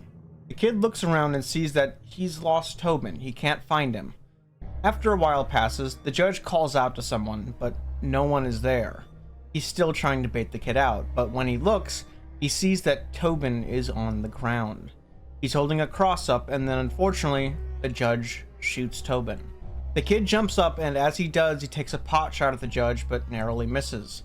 The judge ducks back down and retreats for a second. The kid rushes up to Tobin, who's been shot through the neck, but somehow he's not dead, but he's bleeding a lot. Tobin gives the kid one last piece of advice. The kid cannot win in a firefight here. He cannot win in a fistfight even more. His only chance is to kill the judge's horses and run away. The kid looks around for the horse and finds the idiot next to the horses, who just stares at him. The kid then puts down all the horses, which sucks because the horses didn't do anything, but what else can you do here? The kid then hears the judge call out, telling him to drop his gun. He says he knows the kid isn't smart enough to think about doing that, so Tobin is alive and telling him what to do. The kid waits and counts. He wants to make sure the judge isn't anywhere near him. He follows the trail of blood and water to Tobin. Tobin calls him a good lad and tells him he did a good job, and asks him if he killed the idiot too, because that would have been the right thing to do. Without answering, Tobin tells the kid that he did good. Somehow, Tobin is alive as well as the kid. They both creep away, both severely injured, escaping. They run away for a while, and after a while they are very tired. They look around, and they don't see anything near them. No judge, no idiot, so they decide to sleep for a few hours. But when they awake, somehow, the judge and the idiot have tracked them down. They get up quickly and run. Tobin tells the kid to leave him and run, but the kid refuses. They slowly hobble away, but they realize that it is taking too long. However, the wind is hiding their tracks, so they decide to hide once again. Somehow, they pass the two of them. The judge has the idiot on a leash, kind of like Donnie's mother in Playground, which I did a review on, and the kid has his gun sight right on the judge's head once again, but doesn't shoot. Tobin says once again he will never get a chance like that again. He should have taken the shot. The judge then comes back. He tells the kid that he believes the kid has been treacherous this whole time, showing mercy when he shouldn't have to the natives. However, he believes that the priest is putting him up to this, so just come out and they can be friends. The judge then says he knows he's passed the kid's gun sight several times by now and he could have killed him, so he's not going to kill him. Just come out. But then, the judge just leaves. Thankfully, natives then rescue the two. They bring them back to the stronghold and a native tries to grab the kid's gun like 4 times. And then on the last time the guy tries to grab the kid's gun, the kid pulls the gun out and points it at the native's head. The air is electric and silent. The kid puts down the gun and continues eating his meal that they had been given. These natives tell them that they are not with the Yumas. In fact, they hate the Yumas. They think that the Yumas are monsters, actually. The next day, they thank them and they leave to San Diego yet again. Seemingly, they have escaped. Once they get to San Diego, Tobin tells the kid that he has to go see a doctor. They'll meet up later. He does have a hole in his neck after all. The kid agrees and then goes to stare at the ocean for a minute. Finally free from the judge and the Glanton gang for good. The kid decides to go to a tavern to get a drink. And as he's sitting in the tavern waiting, 4 soldiers show up and arrest him immediately without even asking his name. He gets thrown in jail, and in jail, he tells the jailers about every act of evil he has committed in his very short 16-year-old life, very freely, without lying. They don't believe half of it, and they think he's crazy because what young man could have done all that? He goes to bed, and then he wakes up, and he has a visitor. The judge. Dressed in nice clothes and just waiting for him to wake up, staring at him. The kid jumps and is terrified, and he puts his back against the wall and stands in the shadows of the jail. The kid asks him, "Where's Tobin?" The judge says, "The priest has gone crazy." A shame, really. The kid then asks what the judge told the police to get him arrested. The judge says he only told him the truth. that the kid was the one in charge of the ferry and is responsible for all the massacres of all the natives that took place. The judge then asks him to come closer to the bars. He wants to see him. The kid refuses. The judge then says if he's not afraid of him, he'll come out of the shadow. Doesn't the kid know that the judge loved him like a father? Come closer. Let him touch the kid. The kid refuses. The judge then says it was the kid who was the reason for the downfall of the gang. If he didn't show mercy all those times, the gang would not have fallen. Their family would not be dead and they'd still be on the road with them. The kid says it was the judge's fault the gang fell, with all his chaos and all that. The judge just smiles at him and says goodbye. He has to do some errands. He then almost physically disappears into thin air, but he probably just walked away into the shadows. That night, the kid calls over a guard and tells him where the gang buried their treasure, so to speak. The guard leaves, and then 2 days later, they release the kid. I suppose that was enough to get him off of the hook. Money speaks, right? The kid then goes to see a doctor who removes that arrow, which I guess was in his leg this whole time and not killing him. The doctor puts him under for the surgery, and the kid has a very vivid dream about the judge. The judge stares at him, and with the judge there was another man. Not the idiot, but a different man. One who works with iron. He puts the judge's face on a coin like a president. He wakes up, and within a few weeks, he's able to walk yet again. And the judge is nowhere to be seen. He asks people about Tobin, trying to find his friend, but Tobin has seemingly disappeared off of the face of the earth.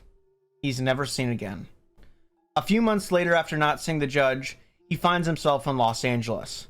He goes and sees a public execution and learns it was his best friend Toadvine and Brown. I guess the judge didn't kill him after all. The kid buys the necklace of ears that Brown had and puts it on.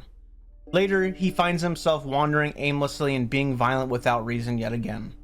He does eventually find a job as a cowboy, and he's actually driving cattle. During this, people look at him with fear, and they know what he's capable of. However, they respect him and ask for his advice.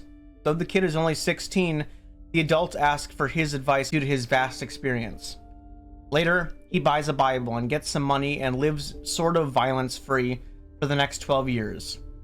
Everywhere he goes, he hears rumors of the judge. He is seemingly everywhere. And how can you sleep knowing that that is out there? He once saw a traveling band of musicians on his travels. In this troupe, a man was leading playing an instrument. There was a man on a leash and a man with a cross in this troupe. It reminded him of the judge, the idiot, and Tobin. As in a way, these three were the same roles they had. He came upon a place with a bunch of bodies littered everywhere, and he looks on to see a little old lady. The kid, now called the man, goes up to her, and in perfect Spanish, he asks her what's wrong with her, and tells her his story briefly. He says he can take her to safety. Only when he puts his hand on her, only does he realize she's already been dead. Dead for years. Alright, we are finally at the last chapter now. 45 pages into the script and 18,000 words later. So let's get to it. In 1878, the man is now headed for a town called Griffin, Texas. Fort Griffin, Texas, to be exact. He comes across about 5 kids around the age of 15. The man calls them over and they talk for a minute when the kids notice his necklace of ears, the one he got from Brown all those years ago. They ask where he got it, and he said he bought it. There's over 100 ears on it now. They ask what kind of ears, and he says native ears. They say there's no way, they're way too black. Just because the man he bought her from said that they were native ears doesn't mean that they are. The man says he knew this man very well. He rode with the man for years and saw him put the native ears on the necklace. Elrod, the oldest of the kids, keeps saying that the man is a liar. The man asks, how old is Elrod? And he says, 15. The man says, well, the first time he was shot, he was 15. Elrod says he's never been shot, which the man humorously replies, well, you're still 15. The man calls him son just to show his age, and Elrod yells at him that he's not his son, and they wander off. The man makes camp and goes to bed, and he wakes up to see Elrod sneaking up on him with a gun. The man calls out to him, I'm right here, as if to show that he is giving up. As Elrod aims down the sights and hesitates, the man quick draws and shoots the 15-year-old in the face, killing him, saying, you wouldn't have lived anyway. If this was out of mercy or out of hatred is unknown. I think the man didn't want to see Elrod go down the same path as him. Perhaps the man thought it was too late when he pulled the gun, and he was already on the path, and he spared him the future of hatred that he was already on. And maybe he spared him from the future of hatred for himself, like the man already has. The man heads to Fort Griffin and finds a bar. Here, he sees a bear dancing to a young girl who is playing an organ. Weird. He sits down and orders a whiskey. He drinks it and slams it down, and only when he does, he realizes someone's looking at him from across the bar. The judge. Here, in this bar, 29 years later. The man, 45, the judge, the same age, looking the exact same as he did 29 years ago. The judge says something to a group of men, and that group of men go over to the showman and shoot the bear. Clearly the judge's idea. The bear slumps down and dies, and it's a whole scene. The girl gets off and cries and hugs the bear's head and sobs and rocks back and forth. She clearly loved the bear. And the judge just got it killed for no reason. The judge walks over to the man and asks if he thought the judge wouldn't recognize him. Anyone could see this much of a disappointment of a man and remember him. The judge asks him, "Are you here for the dance?" The man stays silent. The judge says that everyone here in the saloon is here for the dance, as the dance is the fate of all men. The judge then goes on and on about the dance, saying eventually those who dance will only be false dancers, merely pretending. But he will always be a true dancer. If you couldn't tell, he's using the term dance for war or violence, I'm assuming. The man says that even an animal can dance. See? As the man is about to leave, the judge says his final speech in the book. He says, "Hear me, man. There is room on stage for one beast and one alone. All others are destined for the night that is eternal and without name. One by one they will step down into the darkness before the footlamps. Bears that dance, bears that don't dance." The man gets up and has sex with a prostitute, and after he's done, he just sits on the bed, almost knowing his fate and how it's about to happen. He finally leaves and goes outside to take a piss in an outhouse. He opens the door and sees that the judge is already there naked. The judge grabs him and pulls him in.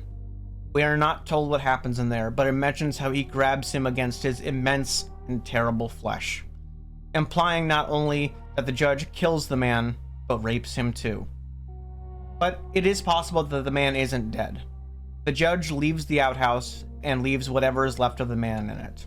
Two men walk down to go to the bathroom in the outhouse, and one opens it and falls silent, and just stares at the inside of it. The other man asks what's wrong with him, and the first man doesn't even reply, seemingly too in shock of what he is seeing in that outhouse right now. Back in the saloon, a party is going down. Everyone is dancing and having a great time, both men and women alike. A fiddle is being played and everyone is dancing. The judge is among them, easily being able to be picked out of a crowd as he's a giant, and he's an expert at dancing, and everyone is having fun with the judge. He grabs the fiddle from the fiddler and continues dancing and plays it like an expert. He screams and laughs and dances with women. He exclaims finally that he never sleeps and he will never die. He continues dancing, dancing, and dancing some more. The judge never sleeps, and the judge will never die. Finally, that is the end of Blood Meridian by Cormac McCarthy. A very famous book, and very famously brutal. But what about the analysis? Usually what I do in this section is I cover the themes, and then the message you're supposed to get out of it. But this one is slightly different. I do want to do those things, but I also want to talk specifically about the morality of all the characters, what the judge is, and then finally we'll talk about the themes and messages. First is morality, which is a rough topic because morality is mainly subjective. But I want to give my take on every character here. I want to put most of the characters on a list of how moral they are, I guess, to least moral. We should have Tobin at the top, I believe, and the judge at the bottom. Tobin shows time and time again that although he is no longer a priest, he is vehemently against any and all things the judge does specifically. However, he doesn't show much mercy or loyalty, as Toadvine does. That being said, Toadvine did almost kill a child for walking near him while drunk at the beginning. I think he's probably the second most moral in my list here, as there are several times he mentions that some people are too innocent and they don't deserve to die, like the Tigwa natives. He struggles with the morality of killing them as they are a peaceful group. However, in the end, he does partake anyway. He is also extremely loyal. He stays by the kid even when it hurts him doing so, because although they had a rocky start, they knew each other for a long time. And Toadvine looks out for the kid. Kind of. Next I would say is the kid himself. Normally I would put him a lot lower, but however he was just 15 or 16 during the events of the novel, which doesn't excuse anything, but he was still a kid. And after he escapes the whole ordeal, he seems to hate the man or the kid that he was. He murdered a lot of people. Although it never directly says the kid scalped anyone, he more than likely did. Because if he didn't, I don't think Glanton would have let him stay. If he didn't do this, he certainly didn't try to stop the violence almost ever. He kills a bar owner near the beginning for not giving him a drink after he sweeps his floor. I think the kid makes a fuck ton of mistakes. However, he also shows mercy and loyalty a lot as well. Those mistakes still haunt him, however, after 30 years. He knows what he did. So we'll leave him right here in the middle, I think. Right under him, I think I would put Black Jackson. Not a good guy, but none of these people are good people, really. By any means, but we rarely get any visceral descriptions of what he does other than kills a man who insults him, although he most certainly does do bad things. The author or the narrator doesn't seem to be disgusted to a point as pointing out things Black Jackson does. Next I would say is Bathcat, a reprehensible human as he kills nearly everybody he runs into. He also shoots 2 helpless puppies in the water while he pees. I mean, how do you get more horrible than that? Well, 2 people in this book are, in my opinion. The second lowest is Glanton. Racist, horrible person, killer, scalper, gratuitously kills people. However, every once in a while, the smallest, most tiny bit of humanity seems to shine through him. He is loyal to his men, although that may be for safety. He struggles with what he's supposed to do after he can no longer sell scalps, showing that at least he's confused and maybe even a little bit scared. He is a human, a reprehensible human, but human. He also notices what the judge does, and he doesn't stop it, but he also doesn't seem to be happy about what the judge does. Still, horrible human being that deserved to die in the worst way possible every time. Finally, the judge. Pedophile. First of all, if you didn't notice, children go missing near the judge, like, all the time. He seemingly saves a boy out of the goodness of his heart early on, only to presumably kill and rape him. Near the end, after Glanton dies, he's also in a tent naked with a very little girl. He murders for no reason in addition to that. And instead of the lawful or neutral evil Glanton seems to be, the judge seems to love chaos. He even mentions to understand the nature of evil is useless, as it is chaotic and ever-changing. Violence should be done for violence sake. And I think that Glanton is just stupid at times and hedonistic. The judge is fully aware of what he's doing. The judge proves time and time again that he's a genius in all things. The arts, like music and drawing, science, like astrology and chemistry, and language. The fucker can speak at least 4 languages. He's not stupid. He also seems to have a very good hold on the concept of morality, but he chooses to subvert it. He is a terrifying character because of that. Speaking of the judge, he is our next topic. What is he? Just a really bad dude? The devil himself? Or some metaphor? Well, some people usually say he's either a monster of a man or the devil in disguise. Reason for the latter is the whole gunpowder story from Paradise Lost. The fact that he seems to have supernatural strength and endurance. Remember, they found him in a desert with no horse, food, or water. How did he get there? He also knows how to fiddle, which is famously something the devil knows how to do. For some reason. Why does the devil know how to fiddle? Well, a lot of people seem to say that this points to him being literally the devil. And I disagree. And this is just my opinion and what I believe. But I believe in something different. I don't believe that the judge is the devil, but something kind of close. I believe Judge Holden is death itself, the Grim Reaper. My reasoning is a couple things. The first is the inscription on his gun, in Arcadia Ego. That usually refers to the fact that death is unstoppable. Memento mori. He could just like the saying, sure, but I believe that this is literally not about his gun, but about him. There's also a part in the book that says that everyone seems to have met the judge once or twice before they joined the gang and met him for real. I assume this may be saying that before they joined the gang, everyone has had a family member or someone they love die. Everyone sees death once in a while. The fact that he's hanging with the gang just shows that wherever they go, death follows. Literally in this case. Finally, near the end, the judge says that he is always dancing. This might be a stretch, but I believe this is like in Arcadia Ego. Another very famous art piece during the time is called The Dance Macabre. It is a late medieval artwork piece of death dancing in all forms, because every single person dies. Rich, poor, strong, weak. I think this may be referencing this, as the death is always seen dancing in this painting. But why all the devil allegory? Is it just a coincidence about the story in Paradise Lost and the fact that he can fiddle? No. I believe a lot of people assume at the time and even now that in the Bible, in the Garden of Eden, the devil was directly responsible for the reason that humans have to die. You know, tempting Eve with the apple and all that. However, it was human desire for knowledge and power is the reason why Eve ate the apple. Well, at least in Paradise Lost, which we have used before. So I believe it is by design that a lot of people assume the judge is the devil, when he is actually just death mistaken for the devil. But I want to know what you think on that topic, as it is a hot debate and I want to know your guys' take on what is the judge, as that one point in particular is a huge mystery of the novel. Finally, for the themes. I believe there are a couple in this book, but the one I get most from this is the inevitability of violence and death in humans. The book makes it clear that sometimes violence just happens, just for the sake of it. It's human nature, and the ultimate fate of humans is war and violence. The judge embodies this. However, the kid fights against it vehemently for a while. In the end, though, death too comes for the kid. Or the man at that point. The other one is the impossibility of the fight against evil. Even when good seems to prevail a few times in the book, evil takes its place just as fast as the good happened. Someone is there to exploit the good. I believe that this book is saying that the cycle of violence and war is inescapable. But the reason is that we are human. In the judge's words, war is the ultimate game, and man loves to play games.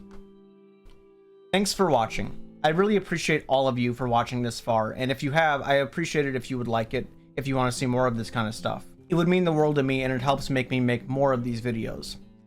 However, one more thing before I go I want to touch upon is the epilogue of the book, which doesn't have a ton to do with the story itself, but the message of the story, and I will read it here in full, and I will ask you to come to your own conclusions for what the epilogue means, because it seems to mean something different for everybody. So, right before we read it, I want to say I love you all, and I will see you next time. Bye. In the dawn, there is a man progressing over the plain by means of holes which he is making in the ground. He uses an implement with two handles, and he chucks it into the hole, and he enkindles the stone in the hole with the steel hole by hole striking the fire out of the rock which God has put there. On the plain behind him there are wanderers in search of bones, and those who do not search, and they move haltingly in light like mechanisms whose movements are monitored with escapement and palate so as they appear restrained by prudence or reflectiveness, which has no inner reality, and they cross in their progress one by one that track of holes that runs to the rim of the visible ground, and which seems less the pursuit of some continuance than verification of a principle, a validation of sequences and causality, as if each round and perfect hole owed its existence to the one before it there on that prairie, upon which the bones and the gatherers of the bones and those who do not gather. He strikes fire into the hole and draws out his steel. Then they all move on again.